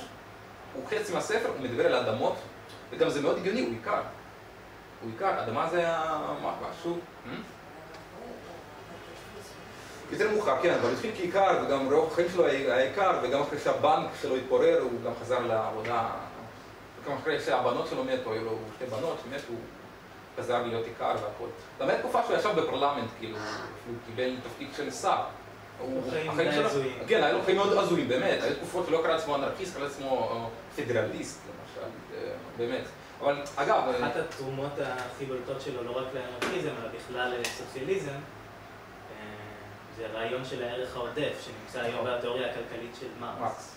הוא בעצם היה הראשון שזיהה, או טען שהחלק הזה קיים, שכל עובד שמעליו נמצא מעסיק, נאלץ למכור את כוח העבודה שלו, ככה שיש חלק מהעבודה שלו שעליה הוא לא מתוגמל, הוא לא מקבל עליה תגמול, והחלק הזה זה בעצם הרווח של בעל ההון הקפיטליסט שמאפשר את מעגל העסקים ומאפשר את הקפיטליזם. זה משהו שמרקס לקח מפרודון ומיתח אותו הלאה. גם בלי פרודון מרקס לא היה קיים, הוא לא היה באמת מפתח את הדעות שלו. כן, היה קיים? לא היה קיים כמרקס. הוא לא אבא שלו, אבל כן, לא היה קרא את הספרים. לא היה קיים כמרקס. דעות מכירים. לא היה מרקסיסט. כן, לא היה מרקסיסט. למרות שהוא אף פעם לא קרא לעצמו מרקסיסט. והוא התנגד מאוד, אגב, מה שמעניין, הוא תמיד התנגד שההוגה דעות שלו, הוא קרא לעצמו מרקסיסטים. הוא אהב את זה. הוא שהפך את זה... יש לו קרא לעצמו גם יש לו קרא לעצמו מצליח. לא, כי החסידים של מרקס, עוד בתקופה שהוא היה חי, התחילו לקרוא לעצמו מרקסיסטים, והוא התנגד מאוד, הוא לא רצה. לא, אני יכול להבין, אבל נראה לי אתה רוצה קאט של אנשים שקוראים לעצמם יעני לוינים. זה לא... זאת לא הסיבה, הסיבה הוא שהוא... לא, הסיבה שונה. כן, זה לא הסיבה בגלל שהוא היה צנוע, הוא בכלל לא היה צנוע מרקס. הסיבה הייתה שאלה שקוראים לעצמם מרקסיסטים היו מקדמים באמת רעיונות הכי הזויים. פעם באמת הוא קיבל מכתב מאירופה, כאילו גם המרקסיסטים הרוסים, פלחנו וזלוסיץ' שהוא קרא שם על מה הם מקדמים, מה הם מדברים, הוא אמר, אוי ואבוי, אם זה מרקסיסטים, אני לא מרקסיסט. אבל הוא היה לקראת סוף חייו, ולא היה לו הרבה השפעה. גם מי שקידם את המרקסיזם כברנד, הפך זה מרקסיזם זה אנגלס. הוא דאג באמת שיהיה כזה, יהיה את התפיסה הזאת, התיאורטית והפילוסופית, כמרקסיזם. קדם. עוד הבדל מבחינת הפוליטיקה הפרגמטית, שמה עושים, איך מקדמים את הרעיון של המהפכה בין המרקסיזם לאנרכיזם, זה שמצד אחד יש את המרקסיזם שתומך בפעולה פוליטית, כמו הפעולה המפלגתית, בתוך מסגרת המדינה. מנגד לזה יש את הרעיון האנרכיסטי שהפעולה צריכה להיות פעולה ישירה. עכשיו יש כמה הצדקות שונות שאפשר למצוא לזה. ההצדקה הראשונה היא שזה השיטה הכי מעצימה. ככה האנשים בעצמם משחררים את עצמם, לא ממנים מישהו אחר שיפעל בעבורם, יעשה בשבילם, ואחר כך הם יגידו, לא עשה את העבודה, שיהיה כפוף לאינטרסים שונים כשהוא נמצא... זה לא לפי לאחריות על מישהו אחר, לפי יותר... אלא האנשים בעצמם נאבקים בשיטה, במקומות העבודה שלהם, בצורה הכי ישירה. אחד הביטויים הכי נפוצים באנרכיזם, בייחוד בגרסה הסינדיקליסטית שלו, של איגודי העובדים, זה הרעיון של שביתה כללית מהפכנית, שהעובדים מכריזים על יום שביתה כללית במשק, משתלטים על המפעלים שלהם ועושים מעבירים אותם הצברה, קולקטיביזציה, ומתחילים לנהל אותם בעצמם. בלי איזושהי התערבות מלמעלה שכופה... לא לבקש אישור מלמעלה, משלטונות. לא לבקש אישור ולא לשלוח נציג שינסה להעביר את זה מלמעלה באמצעות המוסדות הכוחניים. או להגיע לזה הסדר, או הסדר קיבוצים או משהו כזה. הם פוסלים את זה לגמרי. הסינדיקליזם הקלאסי, הוא בכלל היה פוסל את כל ההסכמי קיבוצים כמו היום. רואים אפילו איגודי עובדים, שלא תלויים במדינה פה בארץ, כמו נגיד מן או כוח לעובדים, אז 90% מהעיסוק שלהם זה מאבקי עבודה והסכמי קיבוצים שרוצים להגיע. אנחנו סינדיקליזם לא מקבל את הסכמי קיבוצים. הסכם קיבוצים, אתה מדבר עם הקפיטליסט, אבל אם אני בתור אנרכיסט לא מקבל את הקפיטליסט, הוא רק אויב, אז אני צריך לדבר איתו. לא מדברים אויבים, משמידים אותם. עוד הבדל שלדעתי צריך להתייחס אליו, שהאנרכיזם מזהה מבני כוח לא רק בתחום הפוליטי ובתחום הכלכלי, אלא בכל תחומי החיים. נכון, כל תחום סוציאלי. אם בעבר אנרכיסטים דיברו בעיקר על להפיל את המדינה ולהפיל את הקפיטליזם ולהחליף אותם במשטרים, להחליף אותם בחברה שתהיה מנוהלת בצורה אחרת, מאז קודם כל הפמיניזם האנרכיסטי צמח, זיהו את הצורך להילחם בפטריארכיה, להילחם ביחסי הכוחות בתוך המשפחה עצמה, כשיחסים פטריארכליים, כשהגבר שולט במשפחה, האישה עושה עבודות שהיא לא מתוגמלת עליהן. אגב, גם באותו תקופה דיברו על זה, הראשון שדיבר על זה לא פרודון, דווקא סקסיסט. בקונין, הוא אבא של האנרכופמיניזם, כי הוא הראשון מכל האנרכיסטים, שהוא אמר שהאישה היא שווה לגבר, ומכאן זכויות והכל. כי כל ההוגי דעות שהיו לפני בקונין הם דווקא אומרים שהחברה שאנחנו בונים היא תהיה חברה רק לגברים, לא נשים. הם לא ראו באישה מישהי שהיא שווה לגבר. בגלל זה גם הסיסמה אפילו שבאה בעקבות המהפכות שהיו, היא חירות שוויון, אחווה, גברים, זהו, לא סולידריות או משהו. במיוחד היום, לרוב, מחליפים את האחווה לסולידריות. גם בנוגע ליחס לגזענות ולקולוניאליזם, האנרכיזם היה שם לפני האנרכיזם, אומנם גם באנרכיזם היו כמה הוגי דעות גזעניים, אפילו אנטישמיים, בקונין גם בצעירותו, לפני שהוא נהיה אנרכיסט, היה אנטישמי חריף. אבל אלה לא דעות זה פופולרי מאוד באותה תקופה. זה בסוף אנטישמי. אלה לא דעות שהתקבלו במסורת האנרכיסטית, ולכן גם, לדעתי חשוב לציין, אמרנו קודם שהאנרכיזם הוא לא רק מה שאמרו הוגים מסוימים, אלא הוא מסורת יותר רחבה שכללה הרבה מאוד אנשים והרבה מאוד מסורות. מצד שני, כאילו, זה גם קטע שבעולם אז, השאלה של האנטישמיות ובכלל של יהדות, היא הייתה שאלה מאוד מאוד בוערת בחוגים רדיקליים שונים, בגלל שהיו הרבה יהודים עשירים. ואז הרבה פעמים היהדות זוהתה באיזשהו מקום המעמד הגבוה. נכון, אנחנו רואים בספר, בקונין, בין הספרים החשובים, בתיאוריה אנרכיסטית, מדינה ואנרכיה, הוא כותב שם על סוגי מדינות, איזה מדינות יש. למדינה קפיטליסטית הוא קורא מדינה יהודית. כן, זה מדינה קפיטליסטית. הכי זוועתית שיכולה להיות. בכל המדינות יש לך מדינה כזאת, ויש לך מדינה יהודית, ואוי ואבוי להגיע למדינה הזאת. היהודים? כן, הוא קורא לזה יודנסטאט בגרמנית. כן, מדינת יהודים, ג'ודנסטאט, ואגב, מה שמצחיק שגם הרצל קרא ככה במדינת היהודים, הספרים שלו, גם לא כתוב בגרמנית, יודנסטאט. סטאט. לא, בגרמנית זה סטאט. לא גרמנית. בסוף. וכן, זה מצחיק, אז הרבה אנשים שרוצים באמת להגיד, יופי, אנרכיזם זה אנטישמי וזה, אומרים, יופי, הוא קורא פה יודנשטאט וזה, ויהודים, וזה, הוא שונא יהודים והכל, זה לא נכון. הוא מדבר על הרקע הכלכלי, לא רקע שיהודים כגזע נחות או משהו. גם אם זה נכון, אלה לא דעות ש... זה גם לא נכון, כי היו לו חברים יהודים. קשה לי לקרוא לבן אדם אנטישמי, יש לו הרבה חברים. גם בווגנר. גם הוא לא היה כזה באמת אנטישמי. מה, רגנר הוציאו אותך בקונין על הבריקדות, זה בסדר, החברים הכי טובים שלי יהודים. מצלמה בבקשה. טוב, אז דיברנו על ההבדלים בין המרקסיזם והאנרכיזם, ואני רוצה לדבר על כמה מקרים בהיסטוריה שהאידיאולוגיות האלה נפגשו ומה הייתה התוצאה. נתחיל מהאינטרנציונל? אני חושב שכדאי להתחיל לפני זה. טוב, נתחיל מהאינטרנציונל. אם נתחיל לפני זה, אנחנו נהיה פה עוד כמה שעות. למה לא? טוב, נהיה זמן. האינטרנציונל הראשון בעצם היה הגוף הבינלאומי הראשון שאולי היחיד בהיסטוריה שהיו בו גם מרקסיסטים וגם אנרכיסטים שנאבקו יחד. הוא קם בתור איזשהו ארגון שרצה לרכז, דווקא במובן צנטרליסטי מלמעלה, לרכז במובן של לאחד ביחד ארגוני עובדים רדיקליים בכל הארצות, בייחוד באירופה וגם בארצות הברית. מה שמעניין גם שהאנרכיסטים היו רוב באינטרנציונל. למשל, הסקציה האינטרנציונלית הראשון בספרד, היא כללה 20,000 עמלים שהיו חסידי בקונים, לא דווקא מרקס. היו כמה סקציות עיקריות שהתפתחו באיטליה, בשוויץ, בספרד. מרקס, שהיה בין המקימים של האינטרנציונל, היה חבר בלשכה המרכזית, ה-General Council בלונדון, ששם התקבלו רוב ההחלטות מלמעלה למטה. זה החמיא לו מאוד. למרות שחלק גדול מהפעילים, שחלקם גדול בא בעקבות בקונים, בעקבות האנרכיסטים האיטלקיים, לא תמכו בריכוזיות הזאת, בניהול הזה מלמעלה. והיה ברור שיש שם...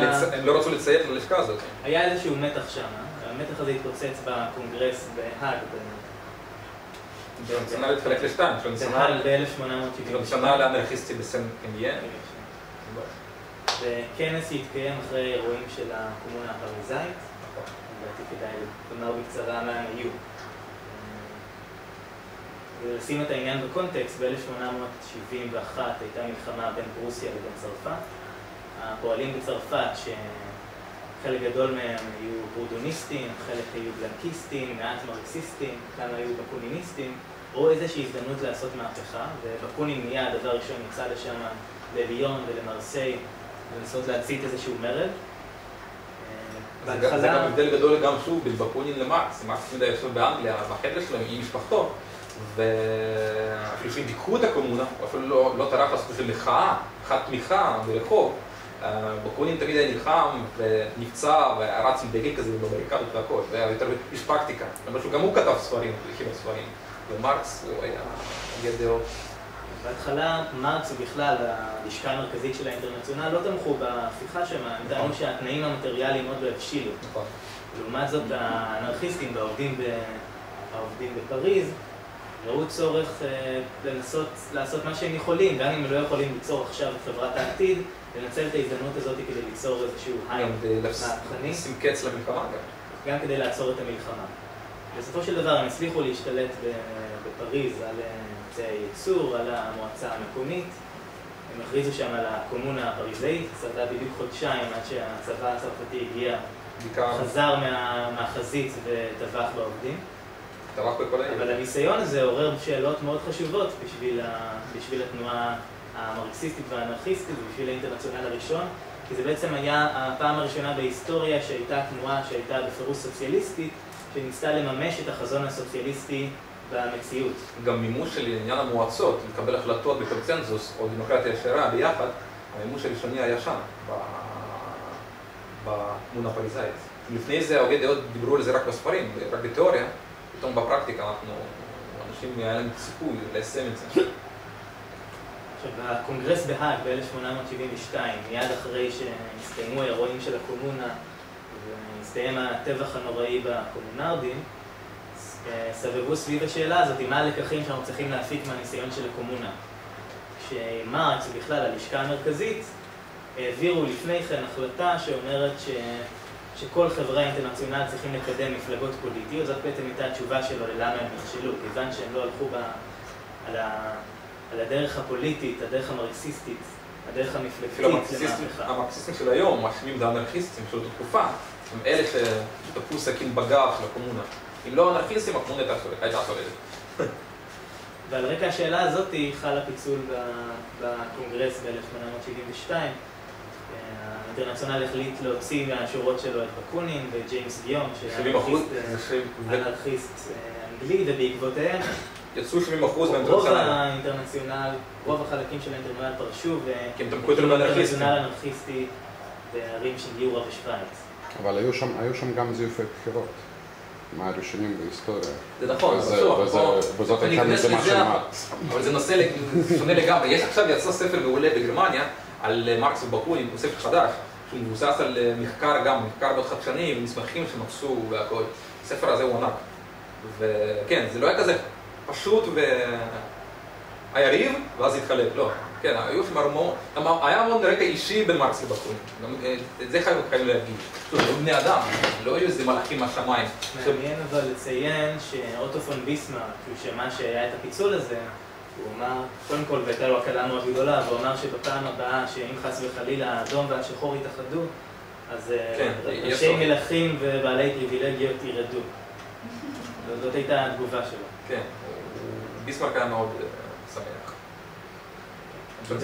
אחרי האירוע הזה, לתנועה האנרכיסטית ולתנועה המרקסיסטית שנהייתה לניניסטית, היו דרכים שונות. פצלו הדרכים שלהם.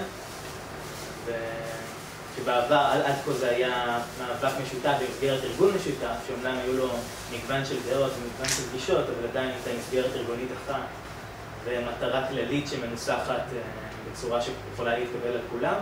מכאן המאבק היה שונה. ובעצם מה שקרה לאחר מכן זה שהמרקסיסטים הקימו את האינטרנציונל השני שבא להחליף את הראשון. האנרכיסטים נפגשו עם הארגונים שלהם. וכל תנועה המשיכה בדרכה. נכון, עם מרקסיזם הוא התפתח ללניניזם, ומה שדיברנו לפני זה, זה להקים מפלגה פתוחה, מרוכזת, שהיא תהיה הכלי להשתלט על הכלי, על המדינה.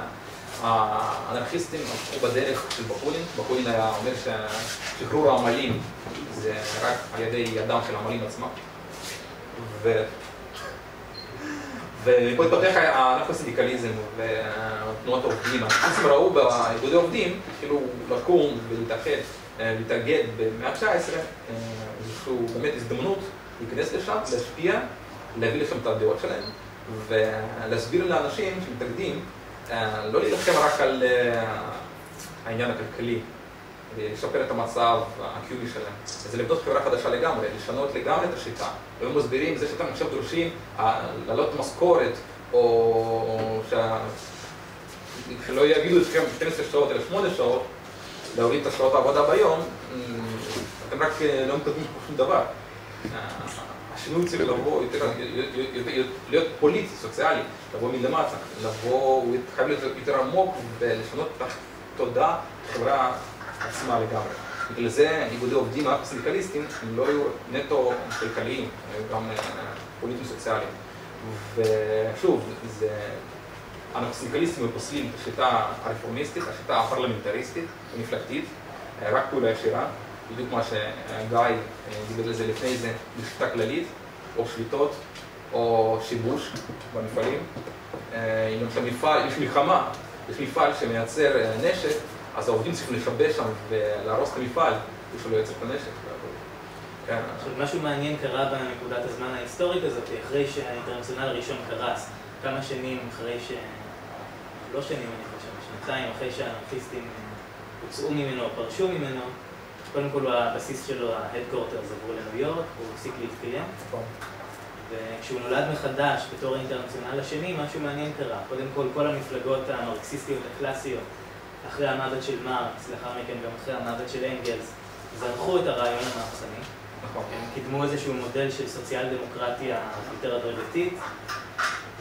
ועוד משהו מעניין שקרה זה שהם זנחו את המונח קומוניזם. היחידים שהזדהו בתור קומוניסטים בתקופה של האינטרנציונל השני היו האנרכיסטים שירשו את הארגונים של בקונין והאנרכיסטים באינטרנציונל הראשון. זה מצחיק, כי למשל היום, כשאומרים קומוניסט או קומוניזם, אז תמיד האנשים חושבים יותר על מפלגות הקומוניסטיות, או סטליניזם, או קוריאה הצפונית, סין וכולי.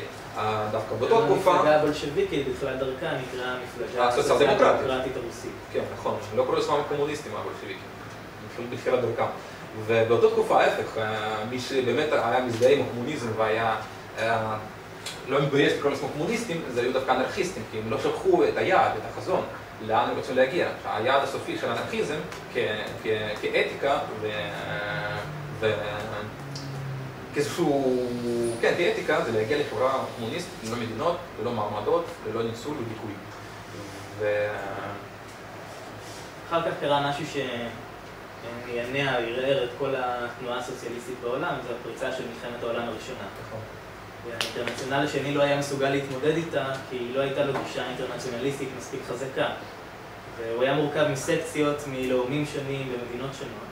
כשפרצה מלחמת העולם של גושים מסוימים של מדינות נגד גושים אחרים, כל סקציה הזדהתה עם המדינה שממנה היא מגיעה במלחמה.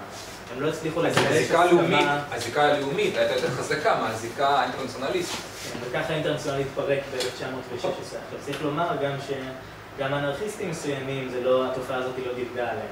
למשל, קרופוטקין פרסם יחד עם ז'אן גרא ואחרים את המניפסט של ה-16, שתומך בצרפת ובבנות הברית במלחמה. נגד גרמניה. טיעון לא כל כך חזק, הוא טען שבגלל שגרמניה היא מונרכיה אבסולוטית, אנחנו חייבים להילחם בה גם אם אנחנו תומכים במדינות הדמוקרטיות. כנראה שהוא לא שם לב שרוסיה הצאריסטית גם הייתה באותו צד.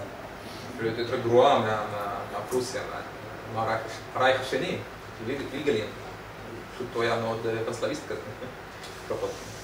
על הרקע הזה בעצם קם הבולשביזם, קם הלניניזם, שאני לפחות רואה אותו בתור משהו שהוא לוקח גם אלמנטים מסוימים מהאנרכיזם, ומחבר אותם לאנרכיזם.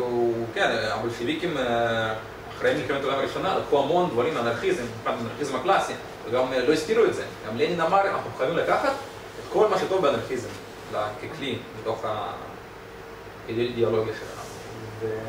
גם המסמך אולי המכונן,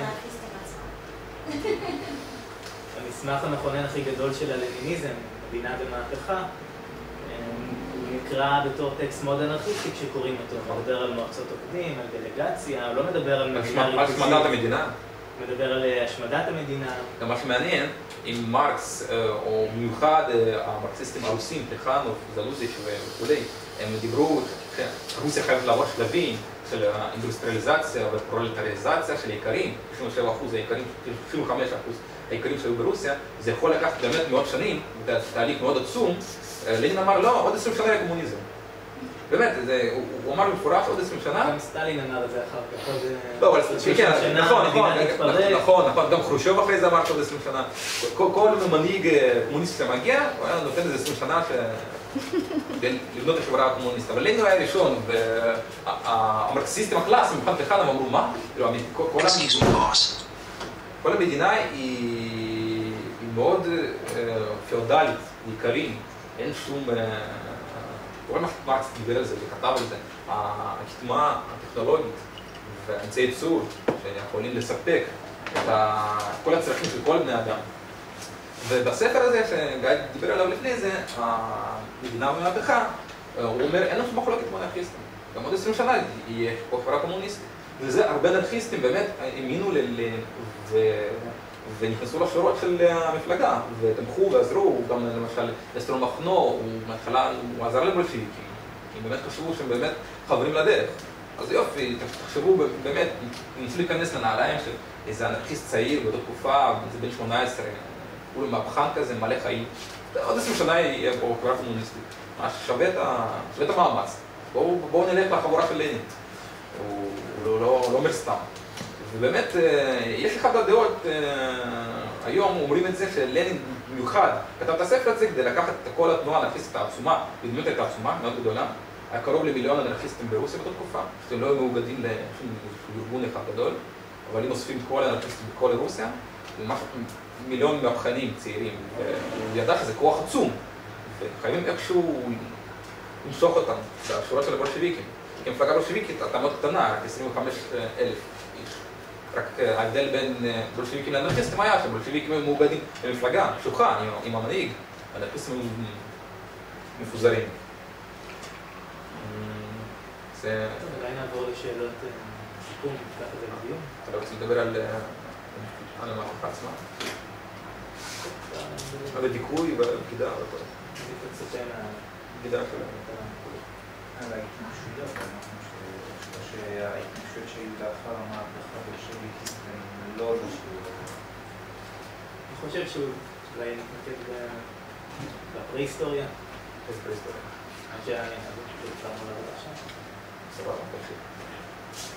אני חושב שהשאלות שהכי מעניין להעלות אותן לדיון ולשמוע מכולם זה מה המסקנות מה המסקנות שאנחנו יכולים לקחת להיום? קודם כל, מה האנרכיסטים יכולים ללמוד ממרקס או מהמרקסיזם, אם יש דבר כזה, אם יש גוונים של מרקסיזם שאפשר לעבוד איתם בשיתוף פעולה. אני אישית חושב שיש תורמים כאלה, יש הרבה פירושים היום למרקס. והיום התנועה המרקסיסטית הרצינית היא ברובה מנוונת, היא ברובה סטליניסטית. כל המפלגות המרקסיסטיות של העבר, או שהן נגמרו בדיקטטורות שמאז עברו מהעולם, המשטרים התחלפו במשטרים קפיטליסטיים, או שהן דיקטטורות שאנחנו עדיין מכירים, או שהן נהפכו למפלגות סוציאל דמוקרטיות לכל דבר שבכלל לא מדברות על שינוי חברתי מהיסוד. על קומוניזם, ביטול מדינה או משהו כזה. אבל עדיין קיים זרם חירותני במרקסיזם, אוטו-אנרכיזם, שמבחינה הפוליטית, גם אם לא בבחינה הפילוסופית, גם אם הוא לא מקבל את הסייגים של האנרכיזם על הפילוסופיה המרקסיסטית, עדיין מבחינה פוליטית הוא מזדהה יותר עם הגישה הפדרליסטית, עם הגישה האנטי-סמכותנית של האנרכיזם. נכון, כי גם למשל מרקס עצמו הוא מאוד שונה, בדיוק כמו בקונין, זה המרקס מאוחר, כמו בקונין המאוחר. המרקס המאוחר הוא מאוד קרוב לאנרכיזם, אפשר לקרוא לו אנרכיסט. הוא התחיל כבר באמת לחשוב שאולי באמת לא הדיאלקטיקה האובייקטיבית מקדמת את ההיסטוריה, ולא בהכרח דווקא העניין הכלכלי מוחשית התודעה. מה שבאמת מעניין שפלחנוב והחברים שלו ברוסיה, בתקופת מרקס עוד היה חי, שלחו לו מכתב עם שאלות ואמרו מה אנחנו בתור מרקסיסטים רוסים יכולים לעשות 95% מהעיקרים, איך רוסיה יכולה לעבור פרולטריזציה, אינדוסטריאליזציה במהירה. ומרקס כותב להם במכתב, הוא עונה להם, לא, הקומונה בכפר הרוסי זה מודל מאוד טובה לחברה קומוניסטית, הם לא דווקא חייבים לעבור את האינדוסטריאליזציה הזאת. הוא מדבר מאוד כמו אנרכיסט, הוא כבר פוסל את העניין של האינדוסטריאליזציה. והמכתב הזה כל כך הציג להם בעיניים, הוא כל כך לא התחבר לכל החוקים שהם הקימו שם, שהם הסתירו את המכתב. הם הסתירו גם לא לנין ולא בולשביקים שבאו אחרי זה, אחרי פלחנוב, הם לא ידעו למכתב הזה. המכתב הזה התגלה רק בשנות ה-20, וגם בברית המועצות שגילו את המכתב הזה, הסתירו אותו, כי זה לא התחבר לאידיאולוגיה הרשמית של ברית המועצות, של הקדמה, טכנולוגיה, והתפתחות המדע והכל. וזה גם חשוב להבין איך ולהראות איך מי שבא בעקבות או הגיע דעות, כמה הוא יותר דל ויותר דוגמטי מהוגי דעות עצמו, כמו מרקס, יותר פתוח לשינוי והתפתחות. אולי נפתח את זה בדיון חופשי. השאלה הגדולה... ספציפית לגבי השאלה... לא, השאלה הגדולה, באמת, מה שרלוונטי לנו היום, האם באמת, במיוחד פה בארץ, יש סיכוי או צורך בכלל בין חילוף כוחות, בין מרקסיסטים למיניהם, יש פה כאלה בארץ, לא מעט, לבין אנרכיסטים, שגם יש כאלה, דווקא מעט. האם השילוב הזה יכול לבוא להגיד למשהו טוב? האם אפשר ללמוד אחד מהשני?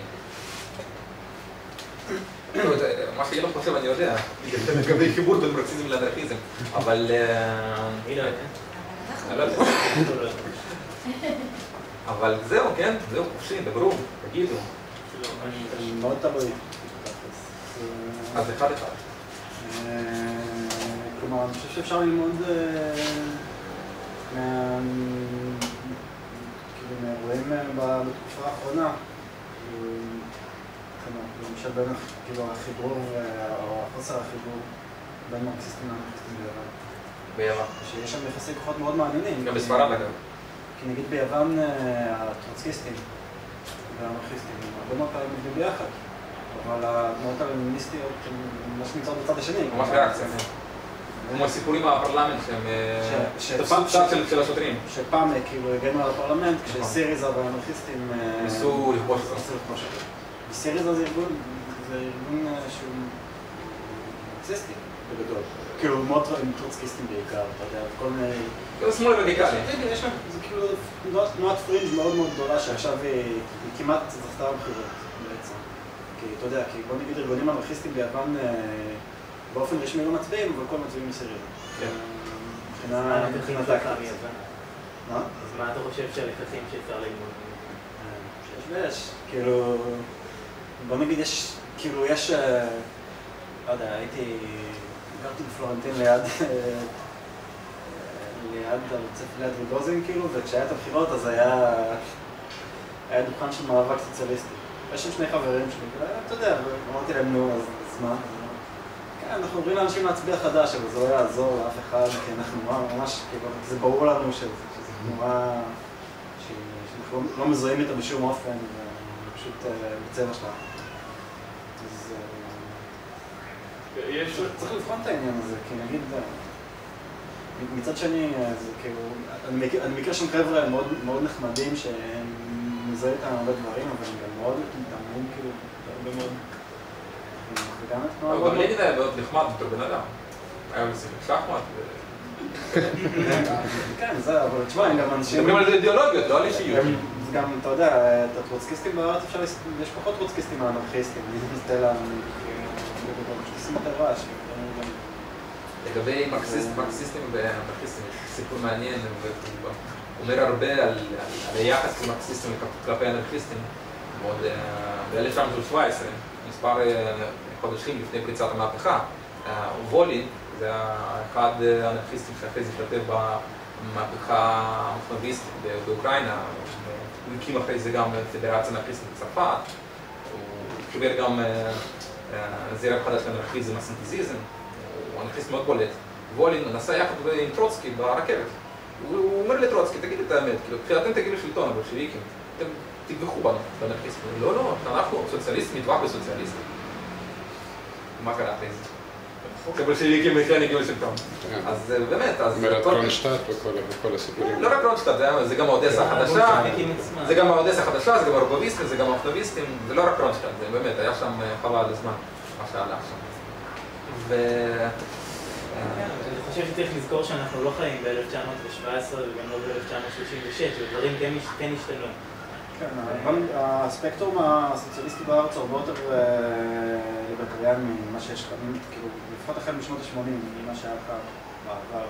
כאילו, כל כביכול שמאל הרדיקלי, אפילו מרץ שמאלה, הם לא אנשים שיכולים לתפוס את השלטון ולתבוח בקפיטליסטים באופן, אפילו ככה, אפילו אם זה יהיה המצב. לא יודע, יש כאן, כאילו, יש כאן מצב מאוד שונה, כאילו, אנשים פה הם מאוד פאציפייד, כאילו, מאוד... השמאל הרדיקלי הוא יותר שוחרר שלום קבוצות מרקסיסטיות אחרות. וזה, אתה יודע, את זה אני אומר מהיכרות אישית. אני לא אסכים איתך, כי אם למשל אתה לוקח את המפלגה הבולשביקית בתחילת המאה, הם מאוד פציפיסטית. אף פעם לא דיברה על איזו התקוממות או איזה משהו מאבק אלים או טבח או דיכוי. הם דיברו נטו על כלכלה. ובאמת, הם מסתכלים על בולשביקים כחוג כלכלי. אבל כשאתה תופס את ה... שוב, לא סתם דיברתי פתיח, בתחילת השיחה, תופס את הכלי, בסוף יכול להשתמש בו גם כדי להרוג, ולא לבנות. אז אם אתה אפילו לוקח קובץ של כלכלנים פציפיסטים, ונותן להם איזשהו טנק בידיים שלהם, זה טנק, הוא לוחץ כפתור אפילו בלי לדעת, בטעות, כן? הוא פציפיסט. הוא לוחץ את הכפתור בטעות, הטנק יורה, זהו, בום, הורג. שאלה למה אנחנו נותנים אנרגיה, כאילו, אני יכול לחזור לעוד מחאות ופגונות שהאנרכיסטים משתתפים בהם, בסוף הם יוצרים איזשהו כוח, איזשהו אולי לחץ נגד הממשל, ופתאום אנחנו איכשהו בצורה פרדוקסלית כזאת מחזקים את הממשלה, אנחנו יוצאים, סוגרים את כל הפאקים שיש להם אולי באיזשהו סוג של רפורמה סוציאלית. אתה מדבר על מחאות? שכאילו האנרכיסטים משתתפים בהם, ואולי זה מצחיק שכאילו אנחנו מחזקים את המערכת, נותנים לאיזשהו חוסן, הפידבק הזה. לא, זה ברור. אנחנו מחזקים את הדמוקרטיה. ואז כאילו יותר אנשים, כאילו, מה אתם רוצים? הכל טוב, הכל עכשיו בסדר, אתם מתעללים הסתם מבחינתכם. כן, המדינה היא כל כך דמוקרטית, שאפילו נותנת לאנרכיסטים לבוא לרחוב ולדבר. תשמעו, אבל צריך לזכור שני דברים שהם מאוד רלוונטיים. דבר ראשון, זה שהרבה אני רואה את זה הרבה בחדש נגיד, זה מין אידיאולוגיה שמצד אחד היא מאוד קומוניסטית ואפילו מאוד חירותנית באיזשהו מקום, אבל מצד שני קצת, לא רוצה לקרוא לזה בורה, אבל לא עד הסוף מודעת לכמה שהדעות שלה באמת חירותניות, ובאמת כאילו יש בהם משהו מאוד מאוד... המנהיגים, יש להם מודעים. לא, אני לא מדבר על המנהיגים, אני מדבר על זוטרים? על התומכים. על הרבה מהאנשים שאני רואה בהפגנות ומדבר איתם חדשניקים. אני שומע מהם דברים שקל מאוד לשמוע מכמעט כל אנרכיסט שקרה. אני באמת כל חדשניק קרא את קפיטל ואת כל הספרים של לנין. זה באמת לא יודע, אבל זה גם לא רלוונטי בעיניי. לא, בסופו של דבר זה כן רלוונטי, כי המצב והחזון שהם כמפלגה מסתכלים עליו, זה כן לפי התיאוריה. אתה יודע, הרבה מהם גם אומרים אני ציוני, אתה שומע את זה גם הרבה, אבל בתכלס, כשתשאל אותם מה ההגדרה שלהם לציונות, אין להם הגדרה לזה, זה איזה מין קטע של נוחות כזה. אני חושב שזה גם בגלל זה גם מפלגת ברירת מחדל. כן, זה גם... ויש את הנקודה השנייה, שכרגע אין ייצוג מאוד מאוד מודע ציבורית או גדול של אנרכיזם בארץ. ואז נגיד ברוסיה, אם בן אדם, יש הפגנה נגיד, אנשים מסתובבים עם דגלים שחורים אדומים, יודעים, הם אנרכיסטים. פה בארץ זה הרבה יותר... תותחנים. למשל, אבל מסתכלים על זה, לא ישר יודעים עד שלא רואים את הבאנר עם סרקל A או איזה... גם אז לא יודעים. וגם אז לא בטוח שידעו. כן, גם אז לא בטוח שיודעים. ואז עולות כל מיני... ואז מתוך העובדה שאין לזה ממש נוכחות, הרבה פעמים זה ממש מודעות לאידיאולוגיה עצמה, ואני לא ממש יכול להגיד לכם איפה אני יודע את זה, אבל המארגנים של צעדת 1 במאי הקודמת שהייתה, זו שהייתה השנה כאילו, אשכרה העלו לדיון את השאלה האם הם רוצים שאנרכיסטים יצעדו. רציני? כן. באופן, הם אשכרה כאילו אין להם מושג על אידיאולוגיה. אין להם מושג על אידיאולוגיה, הם כאילו, הם כזה חושבים, הם חושבים כזה, לא, אבל מה? אבל מה היה אנרכיזם? וזה, האם הם קשורים, האם הם זה? אני כאילו אומר, הם רציניים. להגיד דווקא הם קשורים? זה יום, זה יום אנרכיסטי. בגלים שלי קוריאה צפונית. אני הייתי רוצה לחזור לבסיס. מרקס היה פרופסור, התחיל כפרופסור, מדעי החברה לפני 140 שנה, מצב לא הרבה יותר טוב מאשר חלק גדול מהמדעים לפני 140 שנה. הרעיון שלו היה גם בין השאר ליישם את זה. אז מבחינת התיאוריה הפרימיטיבית, על התזה שזה פרימיטיבי שכל מדע אחר יודע יש אינטראקציות וזה אף פעם לא רק בין שני גורמים ושבעצם יש לנו מערכת, אז כמובן ויש אחד, ויין פרייס, אחד כותב ספרים ופעיל ומנסה להביא מורשת מרקסיסטית לאנרכיזם. הוא היה פעם, ניסיתי לחוץ עליו, תגיד, משהו אחד ממרקס שתורם לה. הוא תמיד שלח לדברים, הוא סירב לעובדי שמרקס, הוא לא רלוונטי. הרלוונטיות שלו במובן זה שהתיאוריה שלו הייתה בין השאר לתפוס מדינה, והמדינה תמשיך הלאה. התשובה היא של מרקס. מאו ב-1950 כתב מאמר, היום באינטרנט זה משוכתב, זה לא מופיע קורקט. על ה-correct ending of contradiction among the people. אחרי המהפכה. ומה הוא אומר? אחרי המהפכה, ההנהגה המפלגתית, יש לה את האמון של העם, ייתנו להם לנהל את העסק, והדינמיקה של ניהול מדינה תוביל להסתאבות.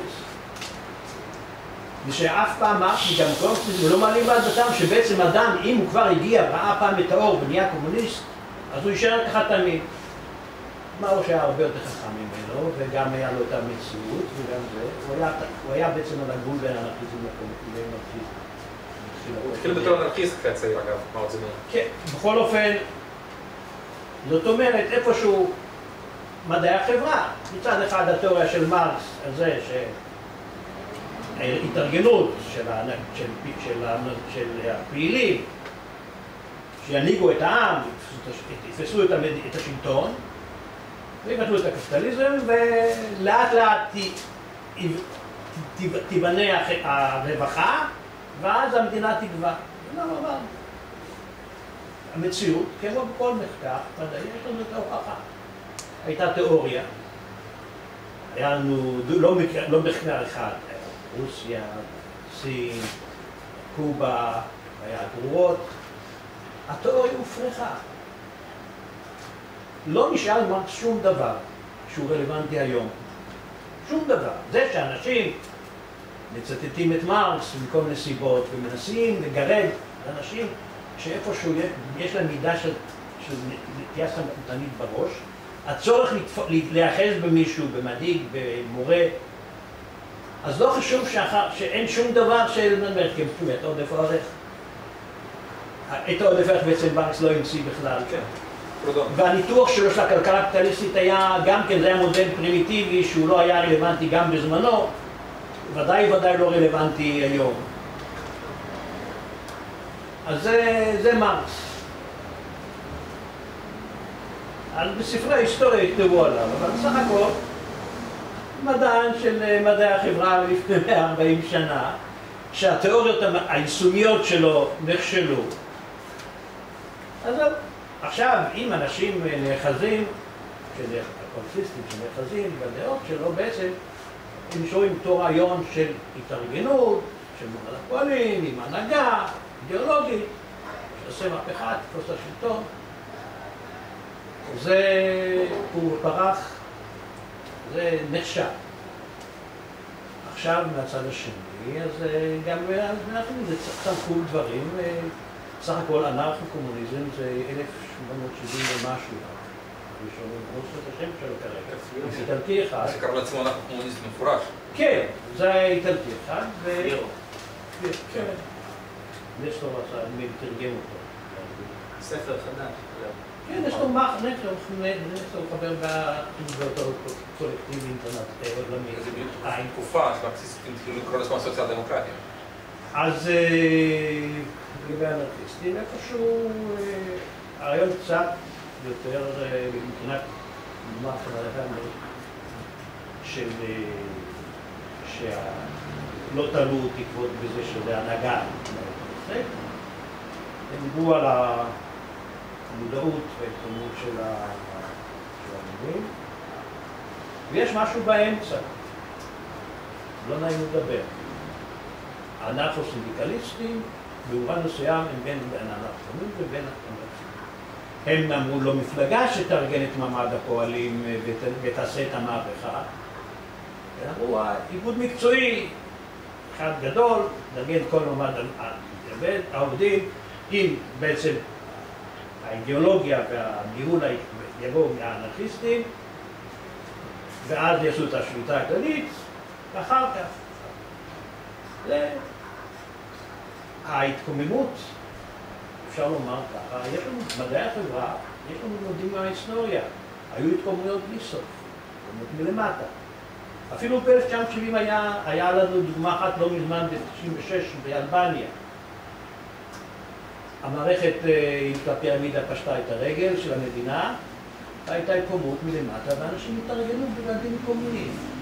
זה היה, גם ברוסיה זה היה הסובייטים. לא, ברור. זאת אומרת... היו בו מהפכות אנרכיסטיות עם חזון אנרכיסטי, אבל... אז השאלה היא איך זה קורה, ומה קורה בראש של האנשים. וזה מתחבר גם אחר כך לעניין של כיום מה לעשות. אנשים שמדברים על מהפכה, על שינוי, על ראש אנשים, בעצם אין להם מושג קצוץ רובם איך הראש האנשים עובד. איך נוצרת אידיאולוגיה בראש האנשים, איך אנשים מתקוממים. אז נכון שמתוך גישוש באפלה אנחנו בכיוון הנכון של פעולה ישירה, של התארגנות. הנדניסטים אמרו שרק אנשים מומחים בעלי מקצוע אומרת, ואנחנו אנשים התקוממו. עכשיו, על איך זה בדיוק קורה, גיששו באפלה. זה שאיפשהו, גם בפסיכולוגיה יש מעט מאוד, אני במקרה למדתי אצל פרופסור שהוא עשה מחקר ראשוני על זה, על מה קורה בראש של אנשים. כאילו שיש לאנשים, אין להם דעה אחת בראש. הראש של אנשים זה משהו, אפילו אי אפשר להגיד שלאדם יש עמדה אחת. עשו זה אפילו מחקרים בשנות ה-80 כבר. זה שאנשים יש להם כל מיני עמדות, כל מיני דעות, במצבים שונים דעות אחרות פועלות. זאת אומרת, אנשים שבמצב רגיל הם הולכים כמו עדר אחרי ההתנגדויות, אבל יש להם בראש גם דעות קצת אחרות, במצבים מסוימים, אנשים מתקוממים. אנשים, הדוגמה הטובה שהייתה בזמנו שהתחילו לנסות לשבור את העבודה המאורגנת.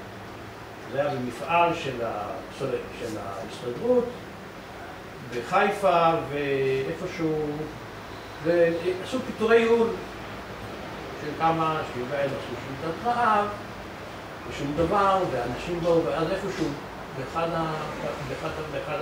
באחד העיקרים, אנשים של שובתי רעב עשו סקנדל, ואז אחד הפועלים קוראים את השבתות, ואז פתאום שביתה בכל האזור. איפה האנשים היו קודם? איפה העמדה, מה הדעות שלהם? מפני שאנשים בראש, יש כל מיני דעות בראש שמתבצעות במצבים שונים בצורה אחרת. במצבים מסוימים, אנשים שהם הלכו בתלם פתאום יכולים להפוך להיות מורדים. ועכשיו השאלה, מה הדבר שמונע מאנשים, הדבר העיקרי שמונע מאנשים להתקומם? את הפוטנציאל, כמו אתם יודעים, בכל אורך ההיסטוריה. המהפכות הראשונות היו כבר לפני 3,000 שנה מספיק, שגם הראשונה גמרה עם העבדות, ואחר כך את הצמיתנות. איפה זה מתחבר? הדבר, זה התחיל מההיסטוריה והאלוהים והסמכות. במצב הרגיל, היומיומי, אנשים איפשהו, גם בכל מסיבות, מקבלים את הסמכות. זה התחיל מהילדות המוקדמת, בתור ילדים, שאיפשהו ילד זה כזה נכון, שילדים גם משתובבים בזה, אבל בעיקרון, בגיל הרך, הילדים, יש לנו את הנטייה לקבל סמכות. ומה שמביא את האנשים כשהם מתקוממים, אז איפשהו הם, העמדה של לקבל את הסמכות נושברת בעמדות אחרות שיש להם בראש מקודם, שלכל אחד יש לו את הניסיון, אפילו בתור ילד קטן, של להשתובב ושל לעשות גם בכיוון ההפוך. אבל זה בדרך כלל רדום, וזה לא פועל בצורה על פני השטח. זה מחליף סמכות בסמכות. זאת אומרת, אין חסרה תפיסה הזאת שאפשר לעשות גם בלי סמכות, אפשר להיות בעלים של החיים שלי, אני יכולה להיות, אלא אני מעוניינת את הסמכות הרעה שמדכאת אותי, להחליף אותה בסמכות כביכול טובה, וההיסטוריה באמת מראה שזה לא עובד. עכשיו, השאלה הבסיסית, מה אנחנו כאנרכיסטים תורמים? וזה איפשהו את המאבק. אנחנו איפשהו לפורר ולהכניס פצצות זמן אנטי סמכות המילואה. ואין דבר יותר טוב מאשר זה שצופה מהצד, צופה בכך שהשוטרים מכים מפגינים, ואז מדוע? זה לא תמצא במדע. אפילו לא בפסיכולוגיה, אבל מה שאני מצאתי את זה במחקר שלי, עשיתי מחקר הבסיסי על הרגשות של הבן אדם. היום, ביום-יום, מסתבר שאחרי רגש ההנאה לעומת סבל, הרגש השני בחשיבותו זה לא אהבה, לא כעס, לא חופש, לא גועל, זה אכפת את מי מהאדם. יש לנו רגש בסיסי שהוא מדוכא בהרבה דברים. הרגש הראשוני, ההנאה. הרגש השני אחרי הנאה סבל זה אכפתיות מבני אדם. ואיפשהו זה יכול ללכת נגד הרבה דברים אחרים. השאלה מתי זה מתעורר? זה מתעורר בזה שאנשים פתאום לוקחים צד. והדרך שלנו לפעול זה כדי לפורר הייתה גישה סמכותנית, מפני שאם לא, אז יקרה מה שקרה בכל מהפכות קודמות שהיו. בכל המהפכות, בכל אורך ההיסטוריה, ההנהגה משתלטת על העסק עם רצון טוב, אבל זה לא מסמר בקיר, השקפת עולם של הבן אדם משתנה. ואנשים שהיו מוכנים לסכן את החיים שלהם למען המהפכה ב-1917, השתלבו בצ'קה, ורצו אחר כך את כל אלה שהם לא השתלטו. נקדו. וזה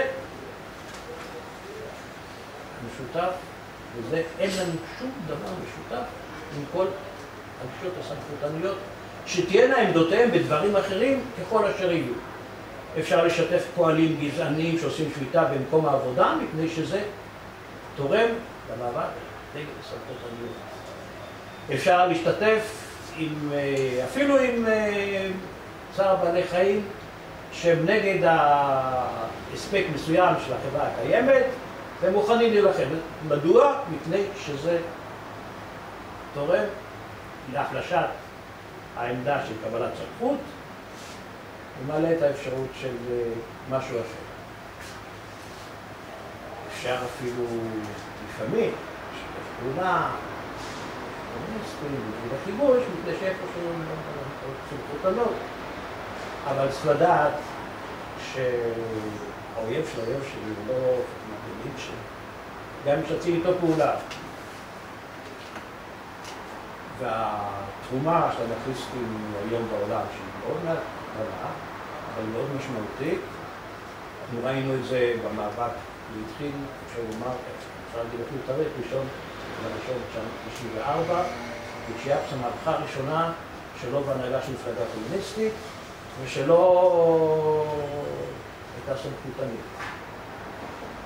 ואחר כך זה היה People Global Action, שעשו את המאבק נגד עקרונות שהם לא קראו לעצמם אנרכיסטים, אבל זה עקרונות נגד קפיטליזם, נגד היררכיה, דמוקרטיה ישירה בעצם, והם במשך השנים זה לאט לאט חלחל, ואז ראינו את זה עכשיו. והשעה עד יותר, אם זה בארצות הברית היה, אוקיופאי. דבר אחד, דוגמה קטנה. היה שם, אחרי שבשבוע הזה, לא אותו, אני חלק לשמות, שקרא לעשות משהו, להתאסף ולהתחיל תרגל. אז נפגשו אנשים שבפארק שמה, כל השמאלים, והם, אין בסטר, הם פרסמו קריאה. ואז נפגשו פעילים בפארק של האוטוריטרים, ואז האוטוריטרים ניסו להשתלט, ואז גרייבר ועוד כמה, שלוש המטרים פרשו מהם, והם בעצם אלה שהניעו את האוטוריטרים. ושאיפשהו הגישה אנטי-סמכות. אנחנו לא צריכים את מרקס ואת פרודון ואת העודף הערך. היום כולם, אין מישהו שלא יודע שקפיטליזם מנצלים. זה... דווקא יש. קפיטליסטים אף פעם. לא, קפיטליסטים יודעים שהם מנצלים, אבל הם לא... הם בעד מצלום. אני אומר, זה לא הדבר... הם לא מקבלים את זה כי זה לא נעים. זה לא הבעיה שאם הפועלים ידעו שהם מנוצלים, אז הם יעשו מהפכה. לא, זה ברור. הקבלה של המרות ושל הסמכות בחיים יום היא זאת שמעכבת את המאבק החברתי. והתרומה שלנו כאנרכיסטים זה להראות, לפתח את הרעיון של אנטי-סמכות. בין השאר, יש מונחים שאפשר להתארגן בצורה אחרת. דמוקרטיה ישירה. וזה הדבר הכי, שאנרכיסטים מלבד זה שכל אחד בפני עצמו יש הרבה מאוד אנרכיסטים שמפיצים רעיונות באופן כללי, אבל ברגע שהם בגלל אינדיבידואליזם שהם לא מתארגנים, הם לא יכולים להדגים לאנשים איך אפשר להיות, מפני שאנשים בכל זאת, אני רחוק מלהיות איש סביבה. במקור שלי זה חקלאי, עד שלחתי מזה. אבל כתבתי את הספר הזה בשנת 2150 שנה חברה, כדי לנסות להדגים לאנשים מפני שפעם היו אנשים שהיו בקיבוץ. אז הם ראו איך שבקיבוץ הדברים הולכים יחסים קומוניסטים, בלי סמכות, בלי הנהלה. חלק מהקיבוצים עד היום מתנהלים בצורה כזאת, חלק קטן. אבל רוב האנשים לא ראו את זה וגם לא חיברו את הדברים מפני שהקיבוצים היו כלי של הציונות ולא היה כלי של מהפכה. ולא ניסו להפיץ את הרעיון הזה של הציונות. לכן, לדעתי, אידיאולוגית, אני קורא להם פשיזם לא מפני שזה בדיוק מה ש... אתאטיזם זה מאפיין את הפשיזם. לדכא כל המתנגדים, מחנות ריכוז והכל. זה מאפיין אותם. אז נכון שהם חלשים, מתנהגים אחרת. שהם חזקים. בדיוק כמו השיחה של וולין וטרוצקי. אבל אין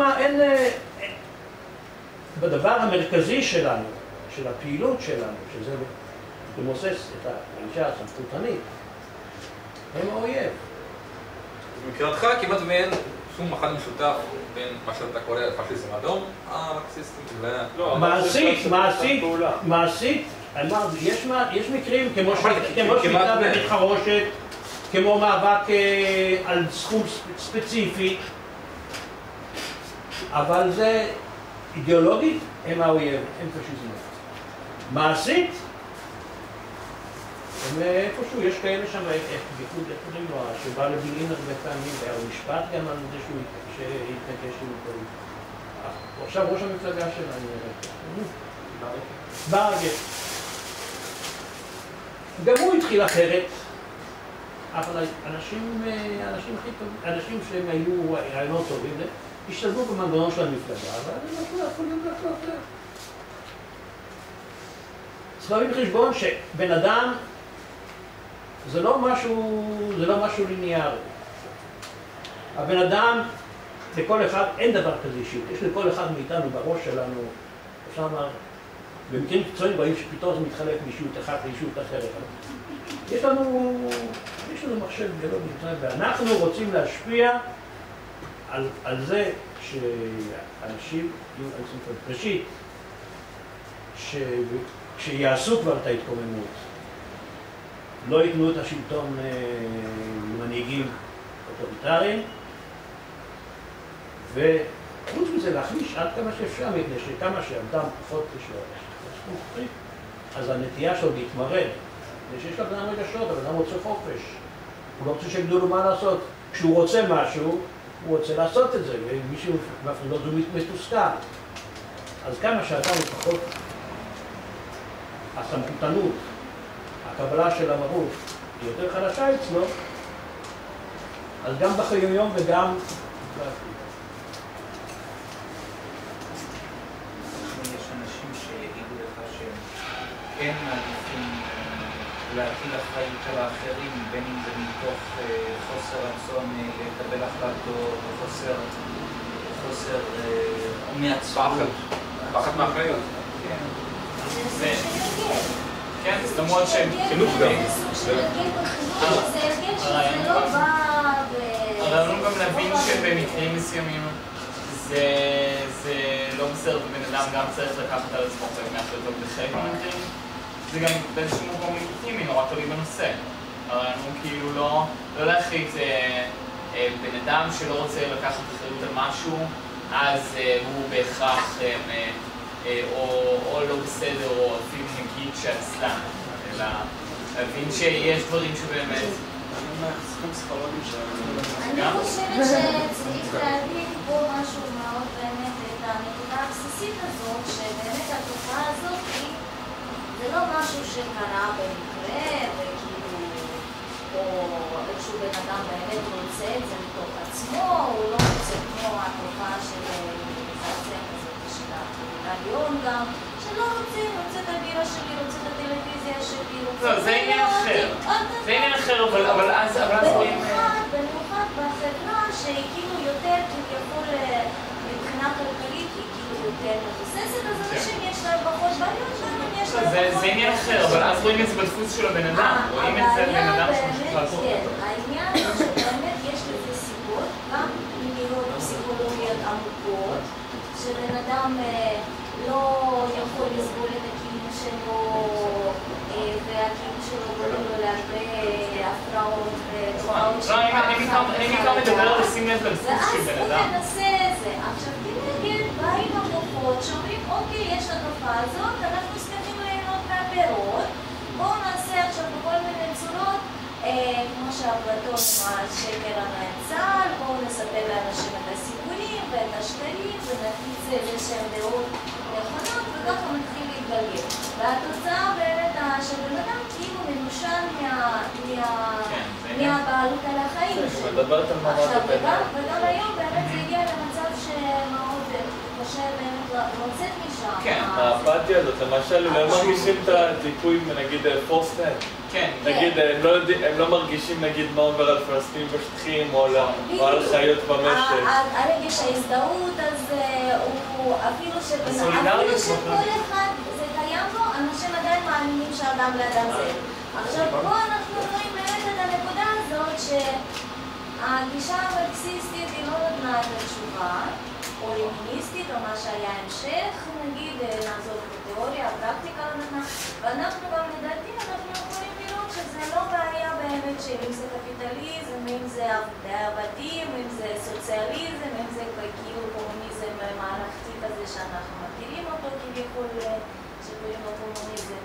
כן? אז זה לא בעיה אפילו של שיטה, זה הבעיה של היחסי כוחות האלה שיש את המסה של אנשים, כאילו החברה, תקרא לזה, ויש את השכבה של השלטון, שהיא שם למעלה מנהלת, ובמקום שאנחנו הופכים את הפירמידה, אז אנחנו מגיעים לתוצאה שסתם ברמה הכי בסיסית אנחנו לא משפיעים לא על השכונה שלנו, אולי קצת על ועד הבית, כאילו אם אנחנו מזמינים גינה וזה אולי איכשהו, זה כאילו סוג של התארגנות גם תשמע. אבל מעבר לזה אנחנו לא יכולים ללכת, אין לנו איפה, יש לנו נציג, אנחנו בחברה דמוקרטית והכל בסדר, ואנחנו דיברנו הרי בחרנו וצריכים עכשיו לשאול, אין לנו שום השפעה, אין לנו שום השפעה. אין לנו, לא ועד השכונה שישפיע על השכונה, הבית משפט הוא נמצא שם איפשהו מאוד מאוד רחוק, והוא לא רואה את הבן אדם, לא את המשפט ולא את התובע, הוא לא רואה אותם במקום שהמשפט נגיד יתנהל בתוך הקהילה, שקהילה יותר מכירה את הבן אדם, כן, כמו שיכולה, ואנחנו יודעים שזה, מה שיש עכשיו, המצב שיש עכשיו הוא כאילו מאוד החריף, שאולי עוד אפילו לפני כמה מאות שנים עוד לא היה עד כדי כך חריף ההשתלטות הזאת של מה שהתגבש כמדינות, כן? ועכשיו, כאילו, אם אנחנו נשארים בתוך המסגרות האלה, אנחנו לא יכולים, לא אינטרנציונליזם, אנחנו לא יכולים להגיע כי אנחנו בגבולות, ואפילו מרקסיסטים יגידו אני ציוני ויגידו אלה שם, כן? אז כאילו איך, זאת אומרת, אולי מרקסיסטים יכולים להתחבר לאנרכיזם, אם הם יתפסו, אם הם יבינו את הטעות של המרקסיזם הבסיסית, טעות הבסיסית שבלי לבטל את העניין של השלטון אי אפשר להגיע לשום צדק. את הדבר השני שגם התודעה היא מגדירה את המצב החומרי ולא רק המצב החומרי מגדיר תודעה, שזה מאוד מאוד חשוב, ושזה דווקא השלטון מבין את זה מצוין. כי היום כבר הם ממש פועלים לדעתי אך ורק על התודעה והם מגדירים את המציאות של האנשים דרך התודעה של האנשים. עכשיו רק האנשים לא כולם מבינים. וזהו, אז כאילו אם המרקסיזם יכול לעשות את הטרנספורמציה ולהבין, אז הוא יכול לתת הרבה כוח לאנרכיזם ובאמת לנסות להפוך את הפירמידה השלטונית הזאת, שהיא כאילו רוב הסמכויות יהיו למטה באמת, שאנשים יחליטו במרחבים שלהם, בתוך שיתוף של זה, כי המרקסיזם לא, בתכלס לא נותן את זה, הוא עדיין משאיר את הקצה שלה, זאת אומרת, בקצה הכי קטן של האנשים שם למטה, יש אחר בסמכויות, וזה לא עובד.